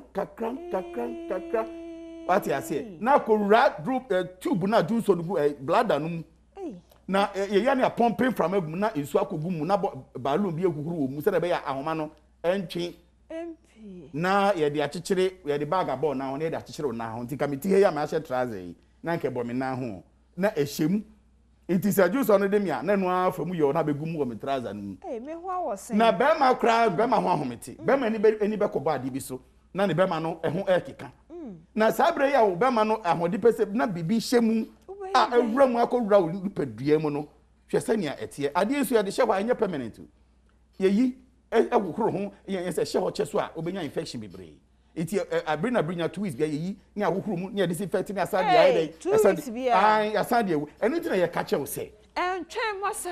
Twem ma go do sa na ma we. Wo ye bema, wo say wo junso mu asesa. Junso no mu asesa. Edro we, hwe edro na me ka che we, Prostabite capsule. E bia me ba, edro we on, be ma bia hia bi. Wo twem 18 years na ba. Hwe wo koto a, to bi ma papa. Ne to bi ma wo fa. Because here be before there, unyi naturally umpew, o prostate no ebe ye kese natural. Any a woman here the prostatitis, and the only do baby, obenya prostate enlargement. Nemum infection be okay. A more way for the bema na akum, ama prostate na home. A brand here 18 years, 20 years, 25, on quite minya prostate inflammation, and no so ahono. Nina no emergency on ma, into say drawing and a bejo. A capsules share a capsules and no share crateshim. Ye mem higher near no. Okay. A crateshim. You Ghana, we made in Ghana. Na share a capsules fe na nyum so nya bi green and white na ndro we herbs a woman no almost 30 herbs. Wow. And it obi obanum bia no odi adanse obi oba as doctor be ju so tentem do koto prostabite na ne ho ato no obo so as first doctor what draw prostabite no na me wo how be say you be me no prostabite no ju so na ejai enu so ekọ na maka che ne say ye ka herb a ahahama enya de baako na esa okay na we yasisa makomako 25 and beyond wow ena de agum itu de yamfa ne say bibi wo me friend so palmetto ya tra agu hu so palmetto no enya adwuma baako enya adwuma bebre iti fa ne say so palmetto wo eni de aka nyina ba tete nyina wo mu yi enti bibi a wo onipadua nim kakra bia ekomu a na no so asa ekoye ni nyina ma nti ju so how ena de wonya gonorrhea syphilis okodi pema grobi wan bon ho ban eya na gofo yom say o she say be condom no a wa bon obi okodi mu she na bodily fluid no say be enye condom quantity si ni kwan we hu kissing creative eye ma yenya nemu yade we hu enu nti say onya discharge nso bi ye ka discharge say so bi fi be ma na no ba ana wa hin fie ho enye bra wo bu nsa hu nso bi ase yellow bi ase akukọ ase ifin bi o ta hu a eye infection be me bi hu ofa anye hwe many years to come no was obema no nanka ye tintin say ya na ye phone na ye so wote na o refi say go no bia onya 5 years ago one treaty and sa say be go bema ho e kro bia beto ho na wote ho me pachew e draw we ne de sa ojo so na bema no mu hyehye wa prostabite e be sadia ma inte draw we de obama wuti me no oba ne bema no yes oba so bi gu no na se keka no na se hyehye no odi pemo gana ne ya nyina onu prostabite e be ko na me de kwanya wo fa so a anope wa kire se de catheter ne ye no usa ya muta ka catheter na wa bobro fudin na nkasa catheterization usa ma bona simple so eni ewu enu anu aya de me ba na sta me bro honorary doctorate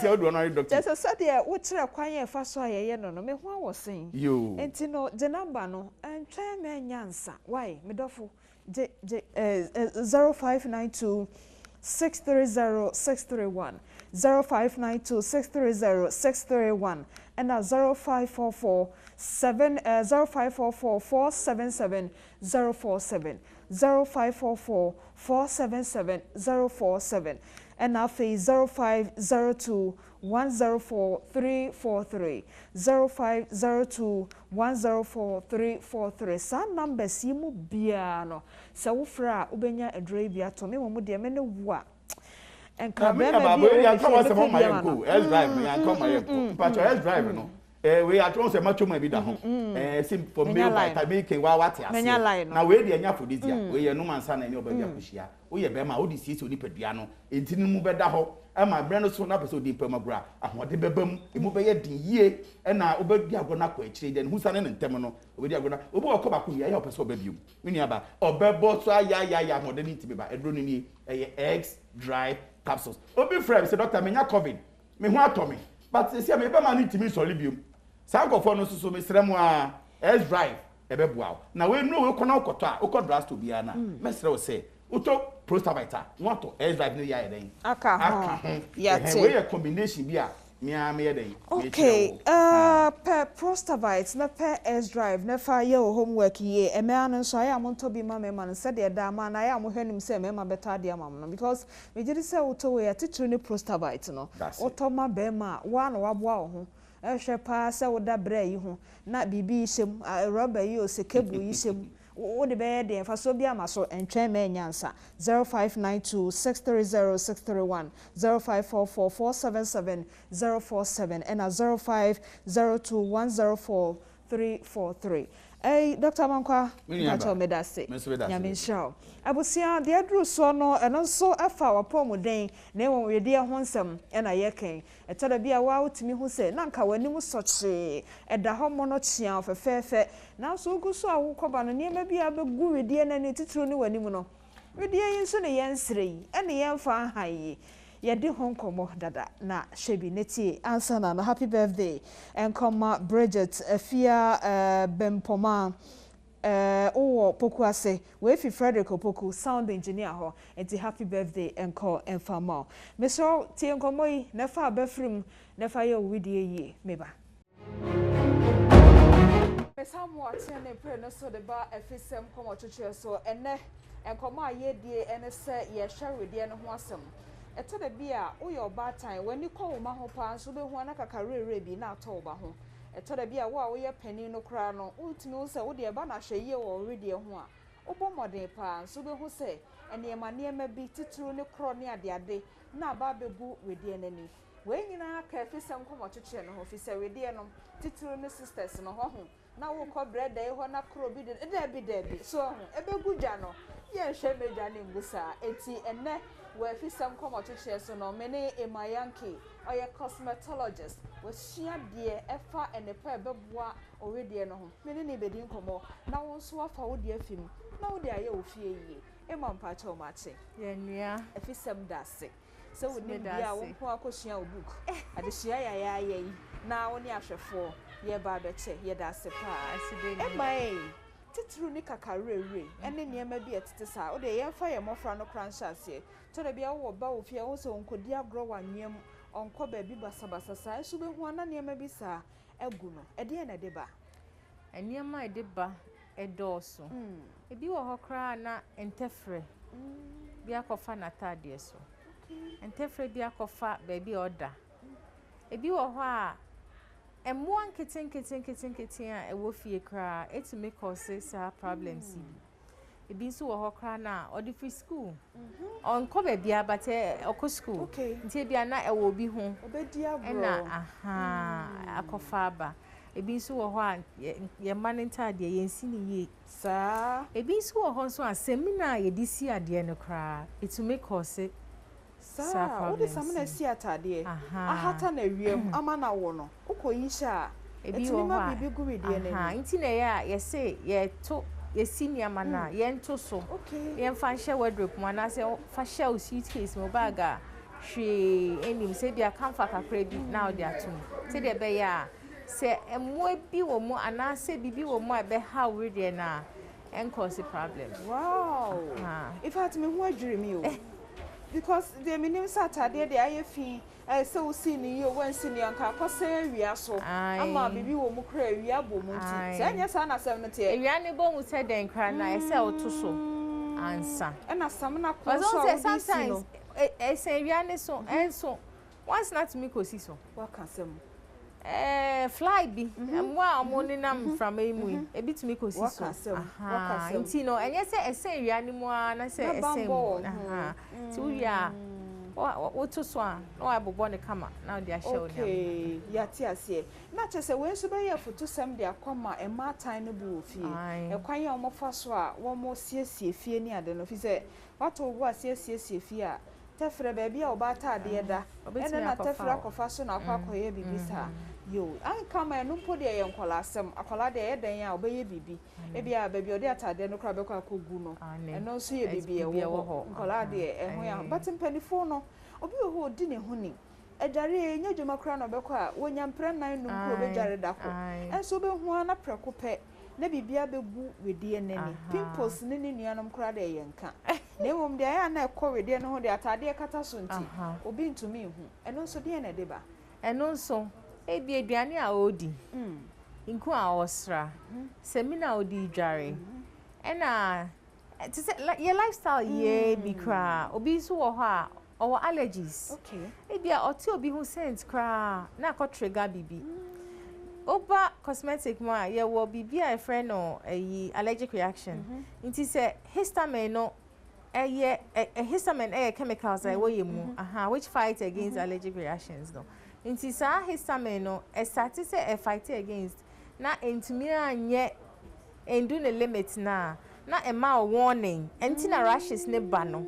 Nti the rashes no is as a sign say bibi koso e wo already ni. Nti say say o treat yo. Until so what did your friend say was see agumi no cry example. So nipa wo hu bibi na ayo bibi no na pe trigger bibi ansa na ade na nti na sa no goose pimples no yes and no as a sign of ABR reaction bia wenya enti de ummobirimu no na so ekoso o redie no and na ye be ma bibi betoto ni pedua no histamine na kyerɛw say histamine chemical reactions no and indicate say bibi aba redie ni mu sometimes no is within ewo mu ebia heat bia wo mu and epi aba bonten sometimes so no bibi was surface no say was surface ne dia ni treating enye den okay na so say ewo mu a ho ne asem no because when you eno wabo ho ban be ya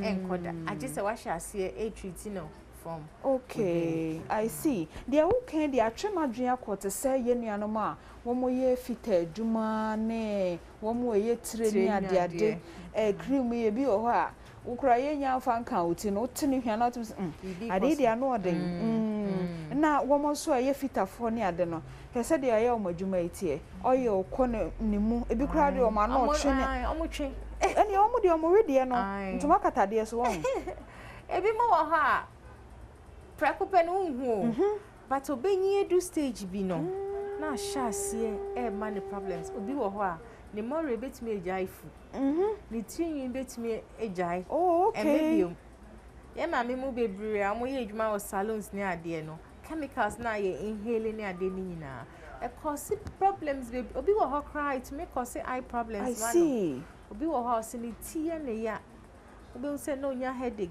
ni tie ne ya or the hospital say den nya solution obi wo ho so a etumi ma ne pimples wow ne nim pimples to me dware ne nim nyina but ne refi say baby o she na o ye adwuma no and obetreat said den enko because ebi na o she air condition mu and I say baby o wono ventilation ni ho papa but chemicals na o de ye adwuma no o inhale ebi ko ne skin ebi okay ni nyina pile up na be good so eyi de wo kan ye fa hairdressers ne omotrinyo watwemadwan si ayi bi so pa menim hairdressers a ekuku dam mo ye je mo nka so mo ni nwi aya na me da mentimi bi sai no bi ka se wo bo obi ti na o hwe wani mu ahwehwe mu a ma otrinyo sa wo mo bua ho enro na mo de ye adwuma no na ye de ye adwuma no aye no obi beka say occupational hazard no creo edwuma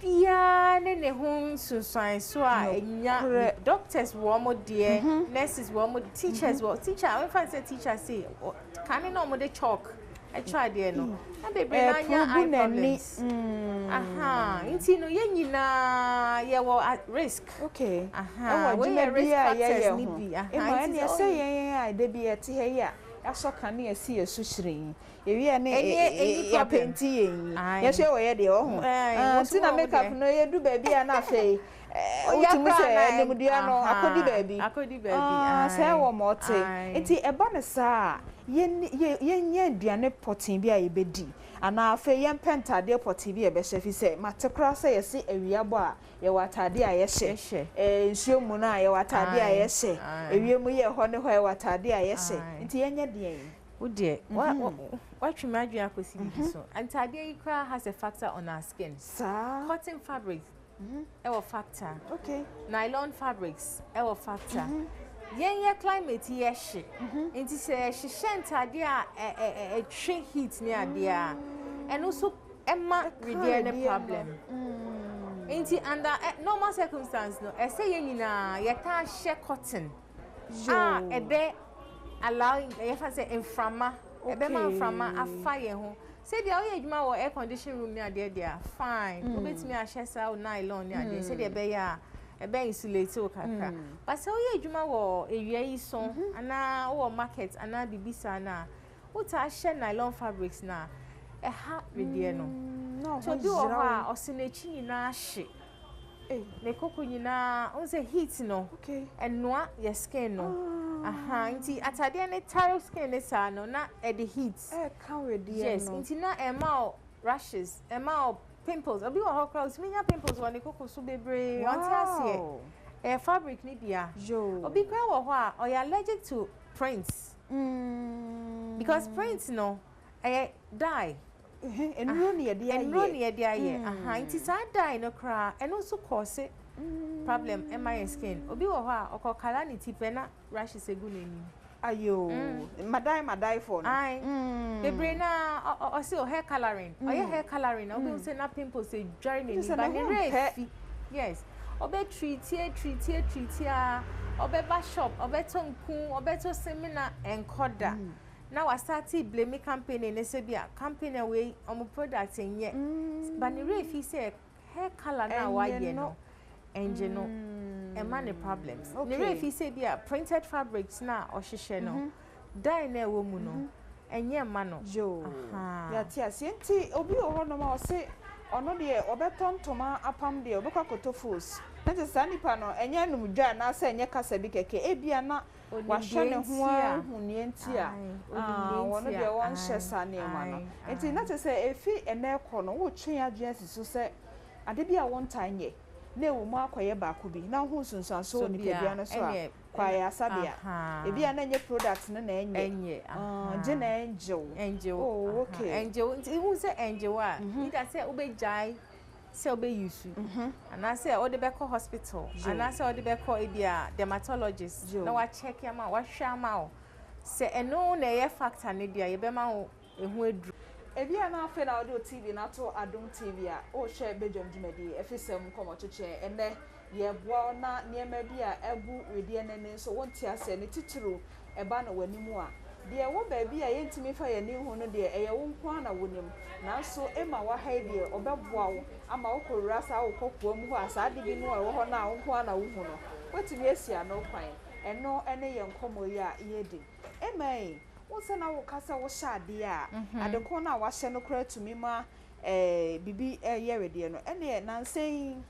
bibi abaso ya ye hihye yi wonse no so tumi ma ohyew bi o se de atade hye wa ohyew de wo no otumu nse wotituru na mawie mu a otumu nse ade na hye wo no bibi bi firi ha abasoro a hye pa tema emu ya hye eno so betinye nya yesunsunsanso ye facial marks na ye hye no enye se enye o eye pa e boy ho ban efisa yare yi abe ho coronavirus but then obi wo ho a o hye ba ko fiti anapa e kopi menwumre me say dia me ne say me o 2 and I say 3 wo me bag enti ne me di adwuma mu a ever say after 10 after dia coffee break and bibia na masisa because a chin free o ka say saliva and kitten bi wo mu enti ni nyina e na enfama ye boy das ne ade na bi fa canes erem enti ni nyina akoka skin ne ho a wo be yi facial mask no na when you rashes kitten ebi wo hokra mo ni ase ha say no say na mo nya dark patches e wo ho ebi mu sunya rashes ase ekeka mi say mi yi a maso echi nyina obi say na aye kro me ha say obi say na aye fi pa nti mi dware na me de cotton wool ene cleanser ibi na me de paper ho nti say obi a wo 2 or 3 a within the day no sisa say de be ya if free na call first one ni mo no won find Karina till the end of the day boying but then heat no so nti yen try as much as possible say your best sisa no 2 or 3 times within the day say de be ya enko fa or how bia embrace na say me dia me woni say me start share marks no enwi e ba my body sir o say enwi fu at areas are heat wo anti say asa na me hu no nti dia me ye ne say me sisa no say de be ya e dia dirt ne say dia air create heat no e be prevent sani amani nyina say de be ya pimples na enwi na e ba no so be controlled. Now say brophobia ba so better say you can relate. You can relate. You just say the market there you can relate. You know relate. Say bibi because woni pedua nemu unim. Ane. Nim na wunim. Enti na ema wo afisem so na pese obeboa na watwe wadwen e de asiso. Ene esa de a yenyina kwanya so na yenka bibi nkyere yenuanom e wodwa so ne ye maame nom. Titru wo mo tahyɛ de ya pam no. Ehye no a ne rekra fi ne ho. Ade sa anopa na na ahomache na obekwa na wasa aka na watam. Uni minimum bia ehye na odufi a no we yi no de ato e bia your friend is a microwave. Or say or the micro heat no. I personally minimum bia yes. Ebi mo ye entoma de no. Ebi mo ye very lazy so be si a obe hata no. Onye o feel say bia onu kwa na ehye no. Aha, she inti or the share rice cooker mo na say microwave mo na a heat no. And a lot of people are doing such things. Ebi mo wa hokra mo nsi omo hata. The next morning now afa. Entoma do. Yes. Entoma de ya. Enti se won entoma de a fa be say to be shell bag mo, especially the elastic one ho no. Aha, no assistant. Who said they are chichere no? Very heading say nkrofo be is because ochicha na a drop it, ochicha na drop it. Nti elastic dey na okay. Aha, nti who two within the day no.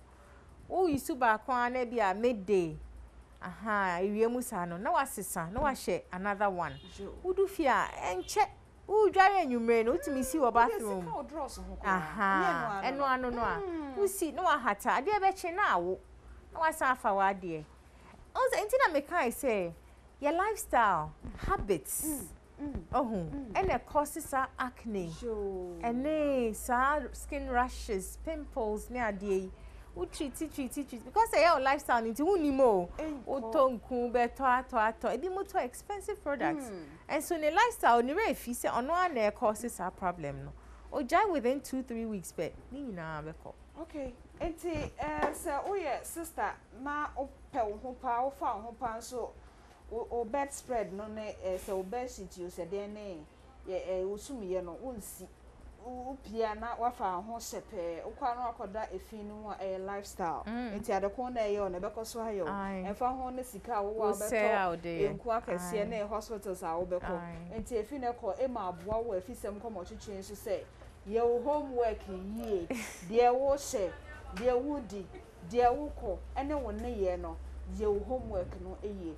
ema e wo bobo obrofo akase bi din wo see acne no e wo mumienu aha ya fa ba konto for moy ye wo vulgaris ene ye wo rosacea aha na make I say that ye be go into details pa because ba ko ye hormonal problem ye fa say bia we di be say 13-14 adolescent age no utimi say omunye bi na enu na bank tinkiti bebre and also you be calling totos you be discuss it bebre be ye me koko so ni menim nyina na me tiase pa me dey fight pa enim and I say I hwe JHS for na SHS for ni bebre it's a factor be say you go into details about it se nkwala no anhwe ni ya mu di nyi na say omorede aha ene wo ba ko a eno ne de is acquired while lifestyle ene dimba aha ena old age we say mama mo mu nyi do stage we na fe as pimples ba o monim aha eno so wo ho no nti eno so ye be go into details about it yeah emre bi me call workshop bi ena mrantie na e wo ho no mechanics no ba ko a na o mo yi ne ho in fact kro yi na bi egu no pa krache no de in fact minim se wo don no mo don no se yare na atu no e na wo mo de car mu we brake fluid e na mo ayure mu na mo de eye se bibi sa to obi a esese mo a mo worry de hu nimde no ana se so kwa ya sabia ana se sa me kire ma dwen me nimde mu bibi sa na ebo a bibi sa si a obi a wo ne opinion obi a wo na dwen obe kire afa ho ade ya obo hu di bro ni be ka say eczema there were 2 types there were dermatitis and there were eczema two no it showed the same symptoms the same about acne 2 types the same o ni nyina show the same symptoms but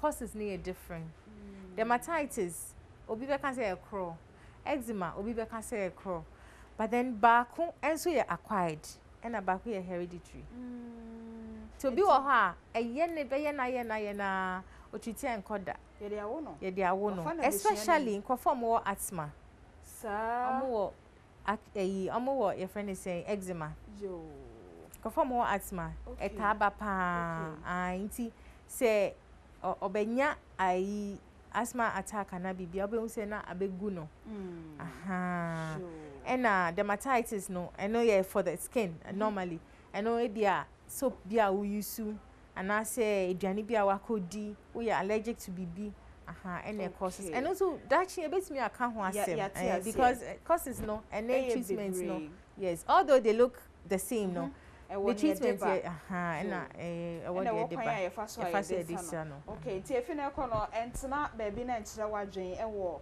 de wo hu bi okro ye bata bo so se kakarere bi atone ba ho a na ono a wo chi adwen na de abombeleti afrefra jai sayo na hwe fisem komo chichie so na ema wo ho de obetufo amwani aba ho so na waye de sefata se obeye enti ema yes also me fa cho fa semba ko bi jaye okay enti on say Africa ha anase fa say Ghana ha your habits say be hospital and I be skin care very difficult na encourage a man no a mema no se hu bibi wa wo hunam ne so na hu say a stranger fako chere doctor na on chere baby a obekọ a obenya hu edro e dey solve problems ment na fie embisa ya ana kwesi say then now dey ya odie no e na call ye o chere wa ebeboa within some few minutes and some few days but ebe how da chi nti yen put this habit ne say you be who the right person for your skin you treat your skin say the person in your skin no Emma Yankee cosmetologist na no pay me na di nkomo ewo efisem so enti to hofo na ya hweye ye ka me say ye kan ni asem ye kan wedi asem so e bia bibi egu kokuo mba bibi ho enfere Emma say kwaya sabia a doctor for no de omo ho nim de omo de bebo enen komo ye di ye efa wedi no ekwaya befa so ebe ye ehun siesie enti ha na brema kwan ma efisem komo cheche no medisi ha ama man he no kwabna sante eni abedafo ato aso medin di ma metra diamond memwache edase kre medin di ede ma metra diamond memwache edase so ampa we yenkomo ayedi dada fa already ho megede se efineko wasua bibia wo de be your homework na atumi aboa wo ye ma memo ma na se DBS se edan na so bono fa ho asem se wonsa na wo mo so kama na wa kogina dan ho a okuma ato yem afa Franco se mo ani na ho fise nipa bonfo bi ede wodin ni na Facebook ho ne social media wo mo boa Franco papa no ankasa de ubenya won ne pa bia je so for 0246 422 338 and 0546 133 188 and open koma me no di ye e ha ne brema kwa ma me di si o ma he no kwabna sante to a wo so nso ampa me yensia o Facebook and Instagram ma me tra diamond ne kai say ba kofo didi abonte nye ne kenti fo obi si weni so na bua na brabo me da se emo ache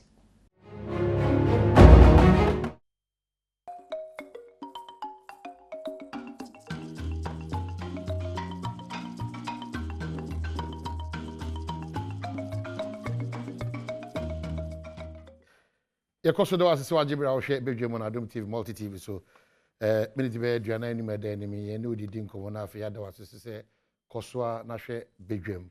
Mamenka was saying you may cool bear and 9 noon be now, so constant goes to St. Andrew's College, a hoy, the ultimate remedial school, a was sinful, so one Krabatani be or Mankasim, Sefia Sanre so. One on Titi Amodema on say, and they is all control of Deca, Bomodiana Brown, no more on Titi Papa no TV Fatro. Sir and software. You can't fail any incredible systems from Comedy ML 0244 696911 and 0207891004. No, Nakasa. One say college from Kwa Etito and on healthcare and also admission is still ongoing. Messrs. The Bia Nya coincidence over to Unim Deso until St. Andrew's College of Healthcare for Suning Kita Nanya Nim Deso 0544 830-179 and 0244-696911. Yeah, copper CD capsules, ne CD ointment, it's an nyoma mino. The kind capsules no, it's an say bre woman, as I say, you boost your immune system no. Capsules no bo kwanson so ointment ne so no wapo no wapo so ya oti say wo chika se na etwi pa eno so ya ma na ba ko miensa o de fa so na efri oprekope upe bi ato akan shi drug lane Ekus Pharmacy, Gapson Pharmacy, Koforidua, Danny Herbal, Kumase, Ashtown, Anafi, pharmacy shops, ahodo or my baby, I will be at all free. One was 020-9682-836 or 050-5767-425. All Lashibi and other person to Kotonswa, the big one be Lashibi Shalom Sport, 19 Junction. Now what you know the dingita. Hong Tam engine so say eboa ama eye refie wo so eno achi a lower or blood sugar level na say ekwan a eye onfem pade no fa so de adwuma no eno so atimi improve no kwanso nkosokra na o immune system no so no aboa amanagina pampe na atimi akonyade ahodo ina frɛ won wo 02003429888 and 02061067999. I'm telling Jensen Assem and America. Unfortunately, EBD and Como, happy birthday, and Coma and Taformo Agunas Redrefree. Superintendent Kodia Honam Joycelyn and Joyce. Happy birthday, Sunko, Enko, and Famamo. Ira Bawa Atnase, Oko Bonga, on the name of Shiba that constituency, but on the ticket of the NDC, Sanshona, Ira Benayan, so Atnase, Kane. Na oyemrashi bedwani ma Upper Denchira West MPP amanyo kunumpenfo yi na atase mema Irabawa official pay say the whole year in shower and in mema bahas na wu na mesubini ha okay so official pay is right official pay I think come back to you official say na enya cash and the cash in the system ni na opa concert be na we wu ni say cash ni ho as a result of the there's no money.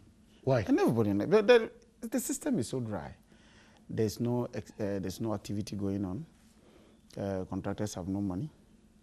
The government itself is not releasing money not because they have it, but they don't want to release. It's just that they don't.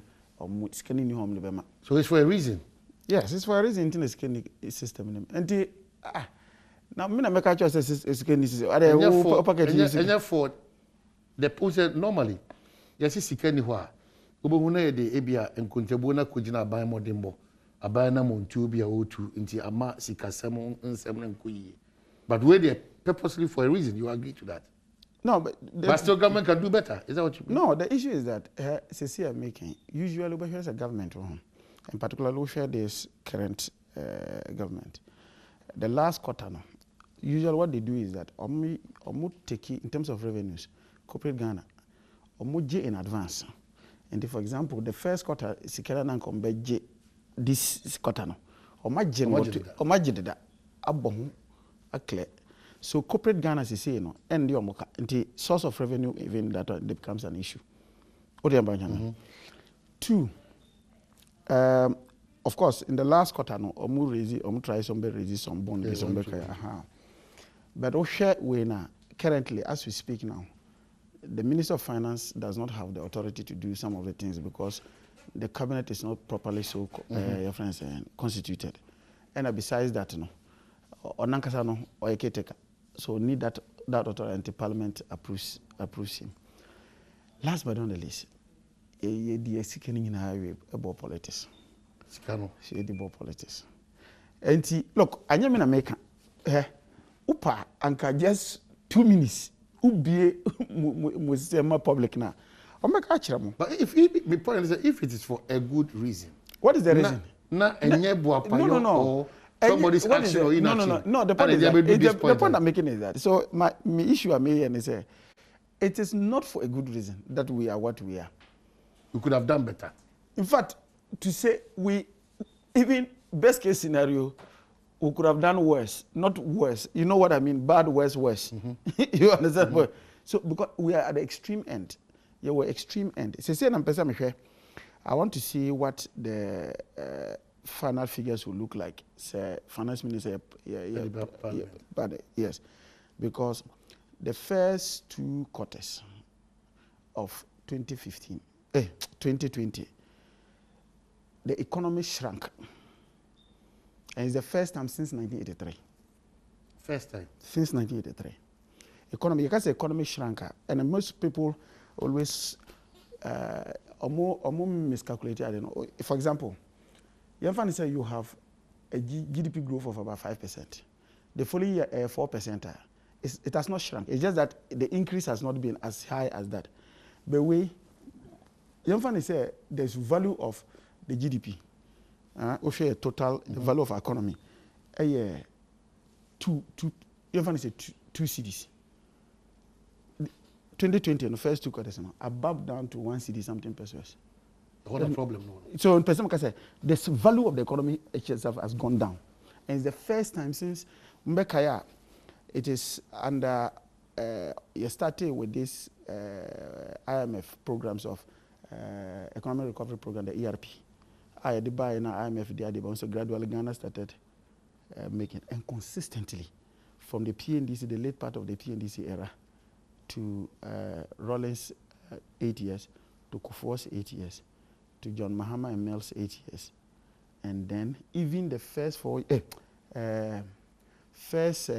years, was it 3 years of the MPP under Akufo-Addo. Then you have a situation where 2020 no economy is shrink here. They will give you various reasons, but the point I'm pressing me reasons. Reason I'm money say I'm say because of COVID. So that's why. That's the key. But listen to me. In 2015 and 2016, one. Now your source of your national assets in terms of crude. One, near production got down because of technical problems. Storage barrel got down. There was a slump in your friends saying crude prices. Got down. Pam. Metals, that's the minerals anyway, no, echo down. Indeed, it is on the basis of that Setekpe went back to Parliament over this petroleum, I've forgotten the name of the tax, but it was supposed to add some ad valorem on the export prices, just to be able to plug some of the gap near one. Even with that, at the end of the day, in the 2016, there was a positive growth in the economy. So you see COVID just as a basis, because in other sub-Saharan African, COVID was on, they didn't record negative growth. And meanwhile, you were talking about situations where from 2017, 2018, 2019, the impression that your friends and government in the actually say, now the economy is robust. Robust. So if you are telling me your economy is robust, and just 1 month, 2 months of COVID, not that you reduced in growth. Your reserves go off in terms of a robust economy. No. Compare the global picture now. Where do you place even Ghana? Even in the midst of these difficulties, statistics indicate that Ghana is one of the best. Nipa na no complaining sa no. Ebra no mo bibia ye. Normal times kura na nusu ne ban say. In the face of all these difficulties now, nipa na all complaining say e bia ahokyra ban. Bisa ho say ne ya nom na ho no ana say tua ne ba school fees ah. And can the condition say yes, you can laugh because you can afford free SHS. Even in the midst of all this difficulty, the parents are no chire no. Say ya no na wo ho. And na all san kotua ne ba fees ah. Ye be BC for some results ne beba. Oba obo be kwa copy admission dia ma omumai. It just imagine the trauma any kaba na omo bekom. O hwe programs are in the face of these difficulties, aban di ba ehihia odi aba bebre. E na wo na wo na sa nyoma ni ho a no obisa won say ne na kama sit na mu be yesai. Okay. So, okay. Eti edisi de kwan bia so no de ne toto MPP ho a. Okay. Enye yi. All right. I mean, I see. I feel like I can't say Belgium. Person, Nimian for Bawa. I want to say Nimian for Benjamin. Yemra, this can say a very uncomfortable discussion, but I think we've gotten to that point. Really, we have to talk about it. And the information is that the president on Tuesday in Shunobodikai, you are for the vaccine or you are not? Oh, I'm for it. You are for? Of course. Okay, so good. It means that you need it. So two major issues on matters of the Supreme Court and on this issue of homosexuality. Your stand quickly then. Homosexuality, no. Enya dia by Ghanaian standards. Enya dia by your culture, your mamreni, your mandianya, the adinano. Yes, so. So, when you first said Jania, or my tribute or mammy, which yaman. Hey, what you are there? Hey, what you are there? Iti Ghana, as we know it, no. See a Christo for, see a traditional, see a Muslim for, see a whatever, no. Yes, I be any issue any by any young culture. Into other any person, your man will be in the culture, a best share your con. Unfortunately, no, all these years, no, you so near money be brave so from these guys. Culture and be brave here, or my name, no TSC here. Mr. Arno Park, best 7 o'clock, I'm saying, copy for Dia. And Korabe, best. Best. With the body, BBC, Madame de Missacre, the Argas, or best because of fees, I see you to fork or knife. Fork and knife. And I said, I didn't make fufu, I didn't make pizza, I didn't make no Milo, make no cocoa, and I said, Bibisa, because that is the time. As you said, you don't know what time it is. This is normal to me, I change even your taste. Ghana mo, original Ghana mo, si hokrana. You feel what perfume, so called perfume rice, beer, in terms of nutritional value, no. Ghana, are far better than that one. And yet, because of this foreign agent, you're changing your taste. We are in times, even our own language, we frown on it. So, on any Babacan, you clone cassa, say, me tree, me Babaca tree, if you say, so banning Cambro for what? Oh dear. So, Tikakakran, as almost sense, and Bibia, the average Ghanaian now, if you say, Bibi, if you on one clone, Bia Ghanaian, no, and your papa. I'm not surprised that this thing, you know, just a who de bono, and I started to okay. A brasso, see a bit take proper stand against this, you know. However, media my personal interest, and not the answer, I say we should go attacking people physically to cause harm and as it be sad. Yari, Oko to say, maybe after the being is also the best, no, the question assume, and that's what they said, you also say. Mentally, there's something wrong. It is from almost psychological perspective. No, now more beyond the sciences. The science and our scientific community, no, between the abwa, say more reason well. Say what they are doing, no, is wrong. No. That should be the way to go. Okay, thank you, Honorable. Honorable Bauer, on this matter, then. Minia, me da sepa. Me just obekai the November 2017 interview of President Nana-Addo Al Jazeera on this issue of same-sex. That it's bound to, if we have. Good. Just to quote part of it, let me explain something. And Honorable Benaye, I'm saying, asked why homosexuality remained a criminal offense in Ghana. The president said, I don't believe that in Ghana so far, a sufficiently strong coalition has emerged, which is having that impact of public opinion that will say, change it. Let's then have a new paradigm in Ghana. He adds that like in other parts of the world, it will take the activities of groups and individuals to try bringing it up for discussion. I'm just giving these two. Basically, we can't I'll just try and make it. The president in person can say, I can Mrano any I don't know like it's not legalized. Like enya there, we are amrana no bidi. As you can see, but I say the reason why ye ni hunkomo. Ni say ye ni coalition, ye ni nkrofo.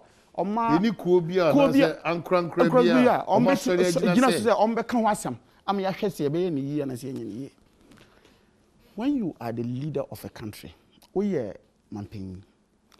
Na ubi wa no e kasa same way. E wo Al Jazeera, a very huge platform. They all catch it and conform more baby and say, you couldn't bra. I was some pick Ghana. No one starting can want some. They can't want some man here bit master. That's the logic of it. And to say, and you're surprising say, Ubenya LGBT group. No matter say, or more contemplate, or more far against say, somebody conference or Ghana. And I say, Obi beti me to say nipa to say papaya na your boss was LBGT with Alex then don't I said Alex then so beti me could be office as a safe haven for LGTB persons in Ghana because one kasaka say because young can want someone and intinaba 2 o shares a time news in the bar say or maybe office our showman side no. If you remember, it took almost a week as the response as to your friend saying, on bet me dealing with that particular thing. Didn't American. There were people who came out. For example, or share in the news, quote unquote, human rights lawyer, or contesting or Nkoko, Surface Nkoko, no, Obano, Opokubuati. Madam Obukubuati.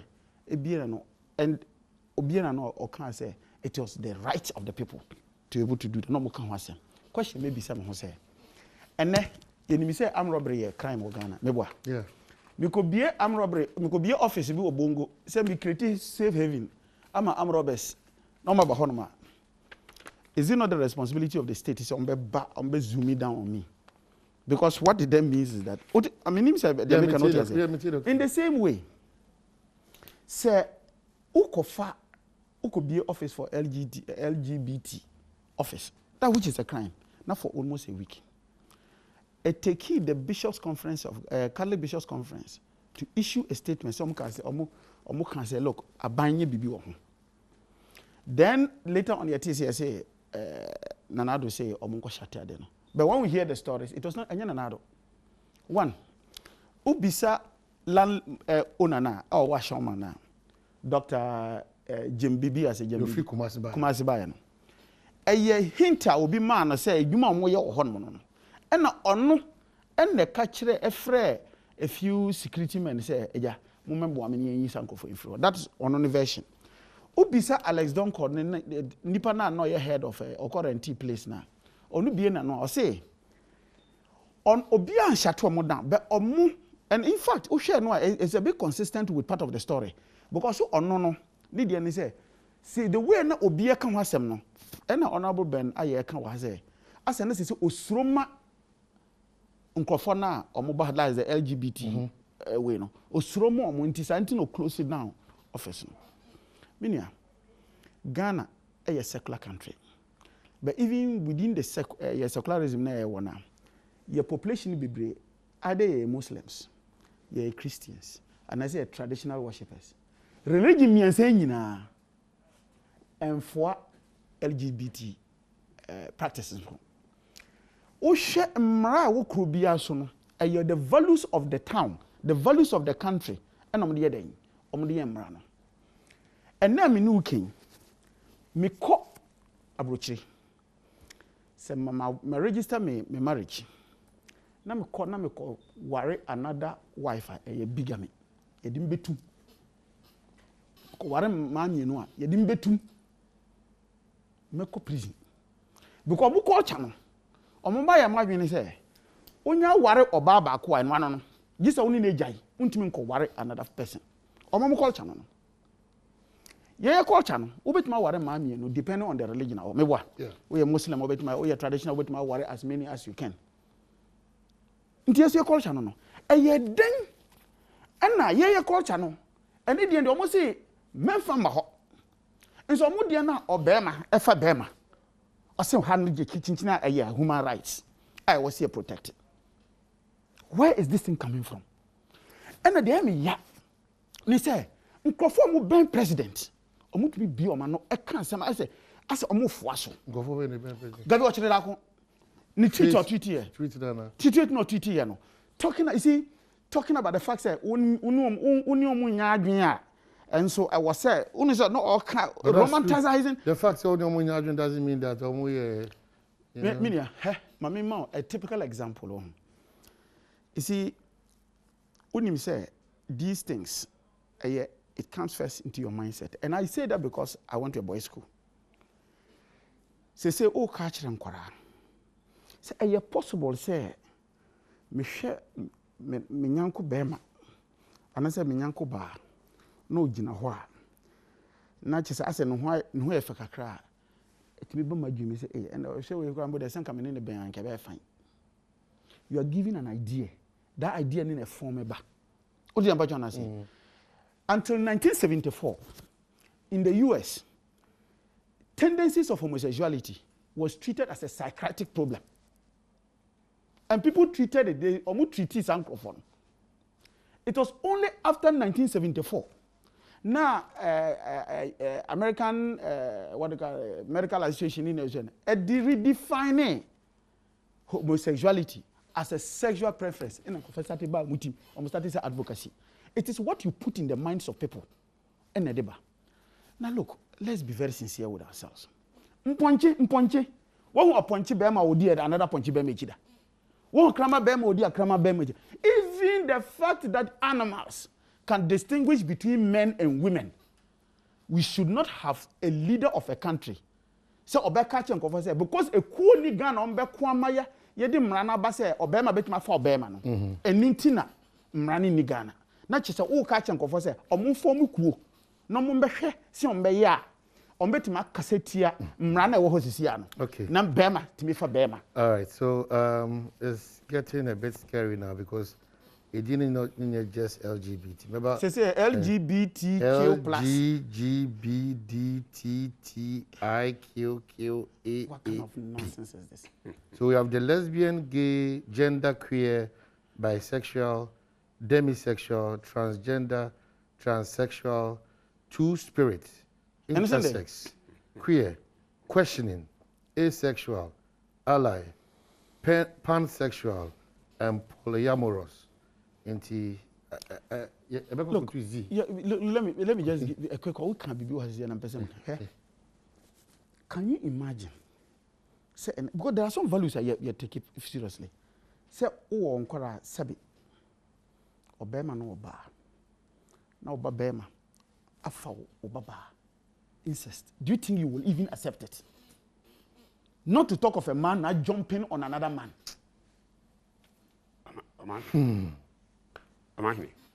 Yeah. You see, on my way, your problem can see about NDC for. No, I'm not joking. But some issues with them. I'm not joking. What makes the NDC the problem? Issue be bad on my moi. I was here to me who said this issue is a national issue. Now together, you better how you better confront the issue, no? As a people, said okay. As Christians, as Muslims, as traditionalists or whatever, as a people, as Ghanaians, you see them trying to do and as introduce into the topic and as issue, sir, usual political issues. Okay, as a matter is here. I'm for touching movement attention and yadikitwa. It is all bad. No, to begin with, we divide them front. It weakens more resistance. See, and to me, I stand as a mind. Now, as usual, I allow MPP, NDC, semi, ebempe. Or my weekend, yes. Hold on. On your MPP, NDC, or say.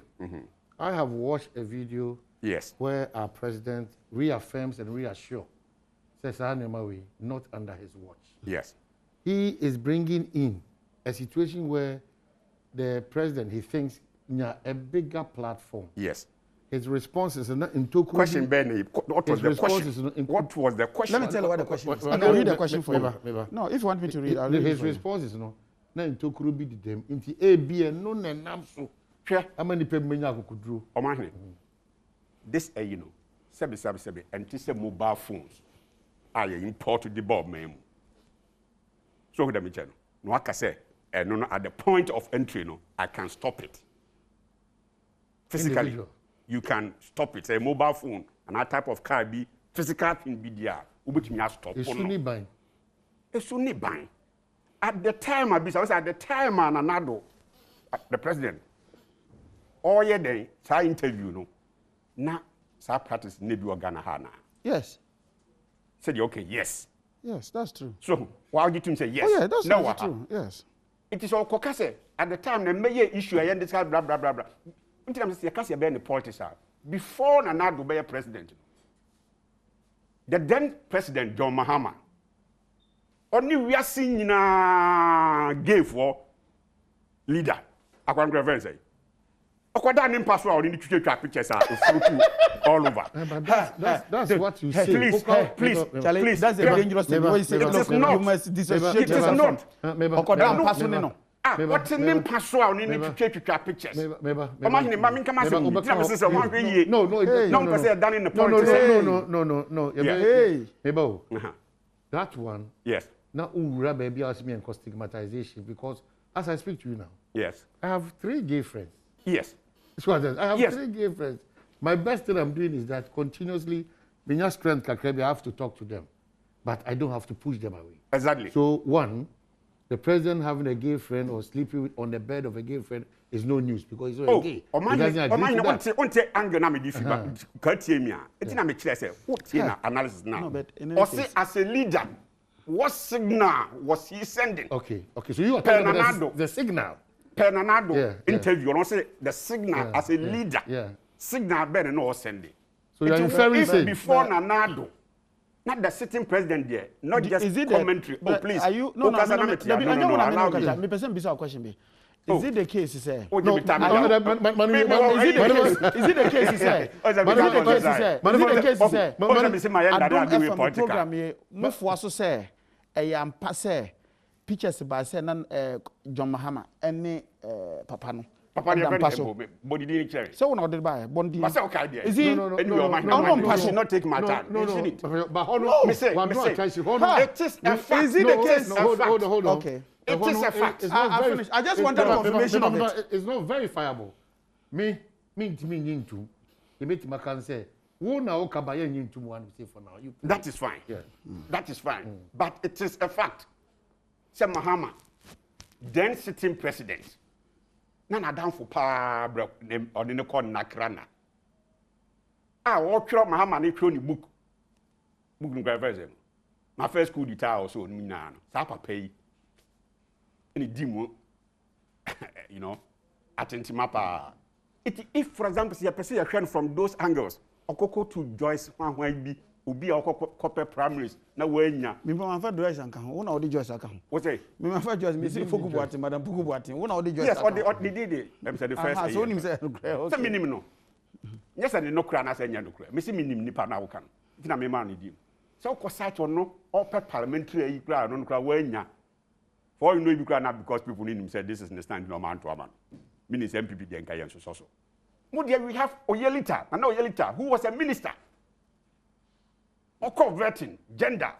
I want to send you my crank follow under them. No. What was the response? What was the response? What was the response? The response then. Of what to say human rights. Oh yes. Oh please. Do you know what he said? I'm not on top of that. Is he? You know what he said? No. Once you are quoting, parliamentary hazard is there. We can go. Yes. Okay. Parliamentary hazard is there. No problem about that. Parliamentary hazard is there. I was a member of parliament. No problem. No, I respect that.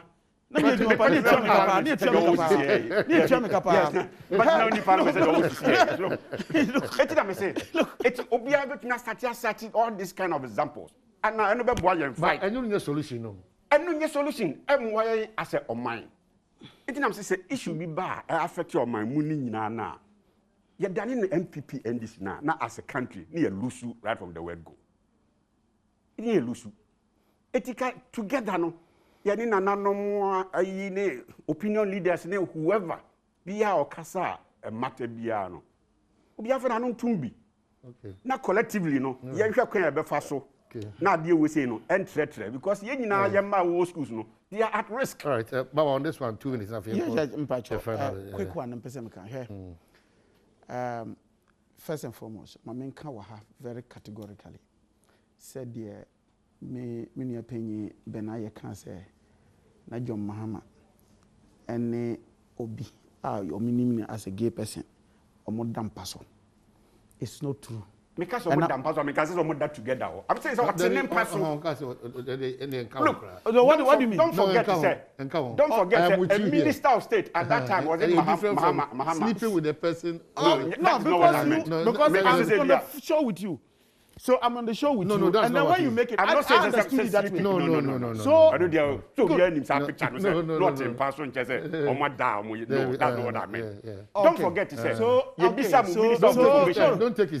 don't take. Don't take his time. Don't take his time. Let me say hey. Minim dia wo ye okuku like privately. Yes. Minim dia wo ye.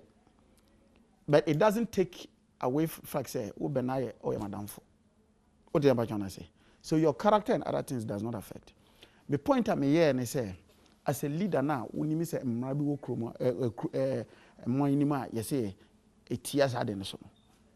Ukona ukakaje nkofo, o kache nkofo say we ntina mra na wo hostel. Ntin Kenya we anka mra na nke beka ho asem.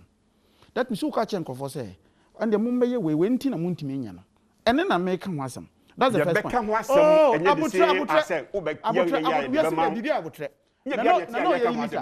later. Or call parliament. And luckily enough, we say now we're parliament. But the truth of the matter is that our parliament and just say you have monopoly over the information from parliament.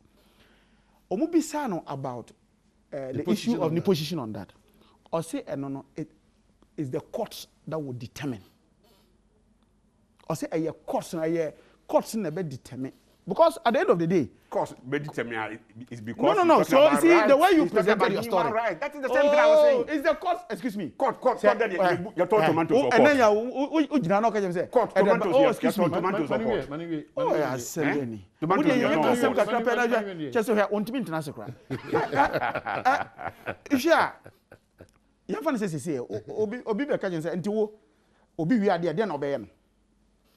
The man said, I'm running bedi. Now I'm running behind if I'm running di. And your court. It's because human rights issues are now so said yes or no. So you said that what is the human rights issue?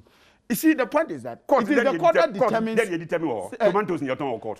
So the point I'm making is that you don't compare that. Your rights. You don't compare that. You don't compare that to an issue of open invitation for coalitions to come to the country. No, that's not an open invitation. But you see, but on a more, what both of us agree on, what both of us agree on is no. Is the fact that look, Miniano, here you're very careful, particularly in Kwaramuku school, because of poor areas, and now it is open secret. So Oko British Accra, because of the level of poverty. In the guise of being tourists, just maybe £10, $10, and I said €10. Obeshano, not offer Accra. Oh no, it is something I was saying in That is something that all of us should agree on, and I agree with him there. There must be unity of purpose. About sudden, maybe the say in doing those things, let's not be giving mixed signals. Utimi who say, I just not trying to play politics, but Okaya say Tama David Cameron etaye aid to that thing no and Mills no. Okay, say saditi na mo be ma ye aid amon fa mo aid yempe. Okay. So give a clear signal. Say sadi we dey no. All right, Ebrinti, you may wrap up on the 4th of March. You will share Supreme Court, but so far you've been satisfied with the process. You're asking me about my judgment value. I would say almost say Usually when the court is still sitting on an issue, it becomes what we call the prejudicial comments obey. After 4th March, ask me this question. Because I have the right to run a commentary on the judgment. But for now, omunyanya judgment no. Yan China 4th March. Okay, so far. Amahe. Bi de binim se oba fafura anya yukra 7 months to 9 months there. 7 to 9 months there. Ebi aba. Ti so be ka che me say me hu signals no. Na wafafura just 2 months. Now become say the following month over war. What was it? Between say enya no kre. What was it? Untumi wo ba. It is ana me hu ni say. Wo hwe nkrubo ya nkofo yi o ma to apa so. Ade na mo yem ho sa. Anyway, I don't blame them. Say omo say nka mrasem de nka omo mpe. They were born out of revolution to trasem and omunimu ye. And no you are killing people. I don't know more tie. You are killing people. You are killing people. So any idiot can go to court and Bawa say under watch. 80 people. It's almost they call court. Any idiot can go to court and Omako prove Omo minim say when you idiocy you say whatever Omako prove Omo. He cannot answer that question. Omo the kwamo bisa question. Question here.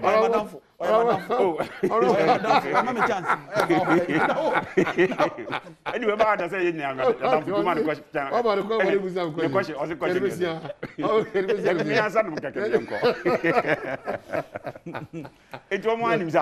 before domunim ya no almost talking so all of us here we are for the vaccine. It was the theories now everybody found it there. To be very serious, this is an appeal to look first. Me, I trust the vaccine. I trust it. Me, it is a FDA. I can't I believe it. Me, I've worked at the FDA before. When I finished university, I worked there. I know the caliber of people who are at FDA. It is a Minister of Health Air Council. I think that what government must do between now and any deployment of these vaccines in the various communities is massive education. Any time there's a space, and the videos, we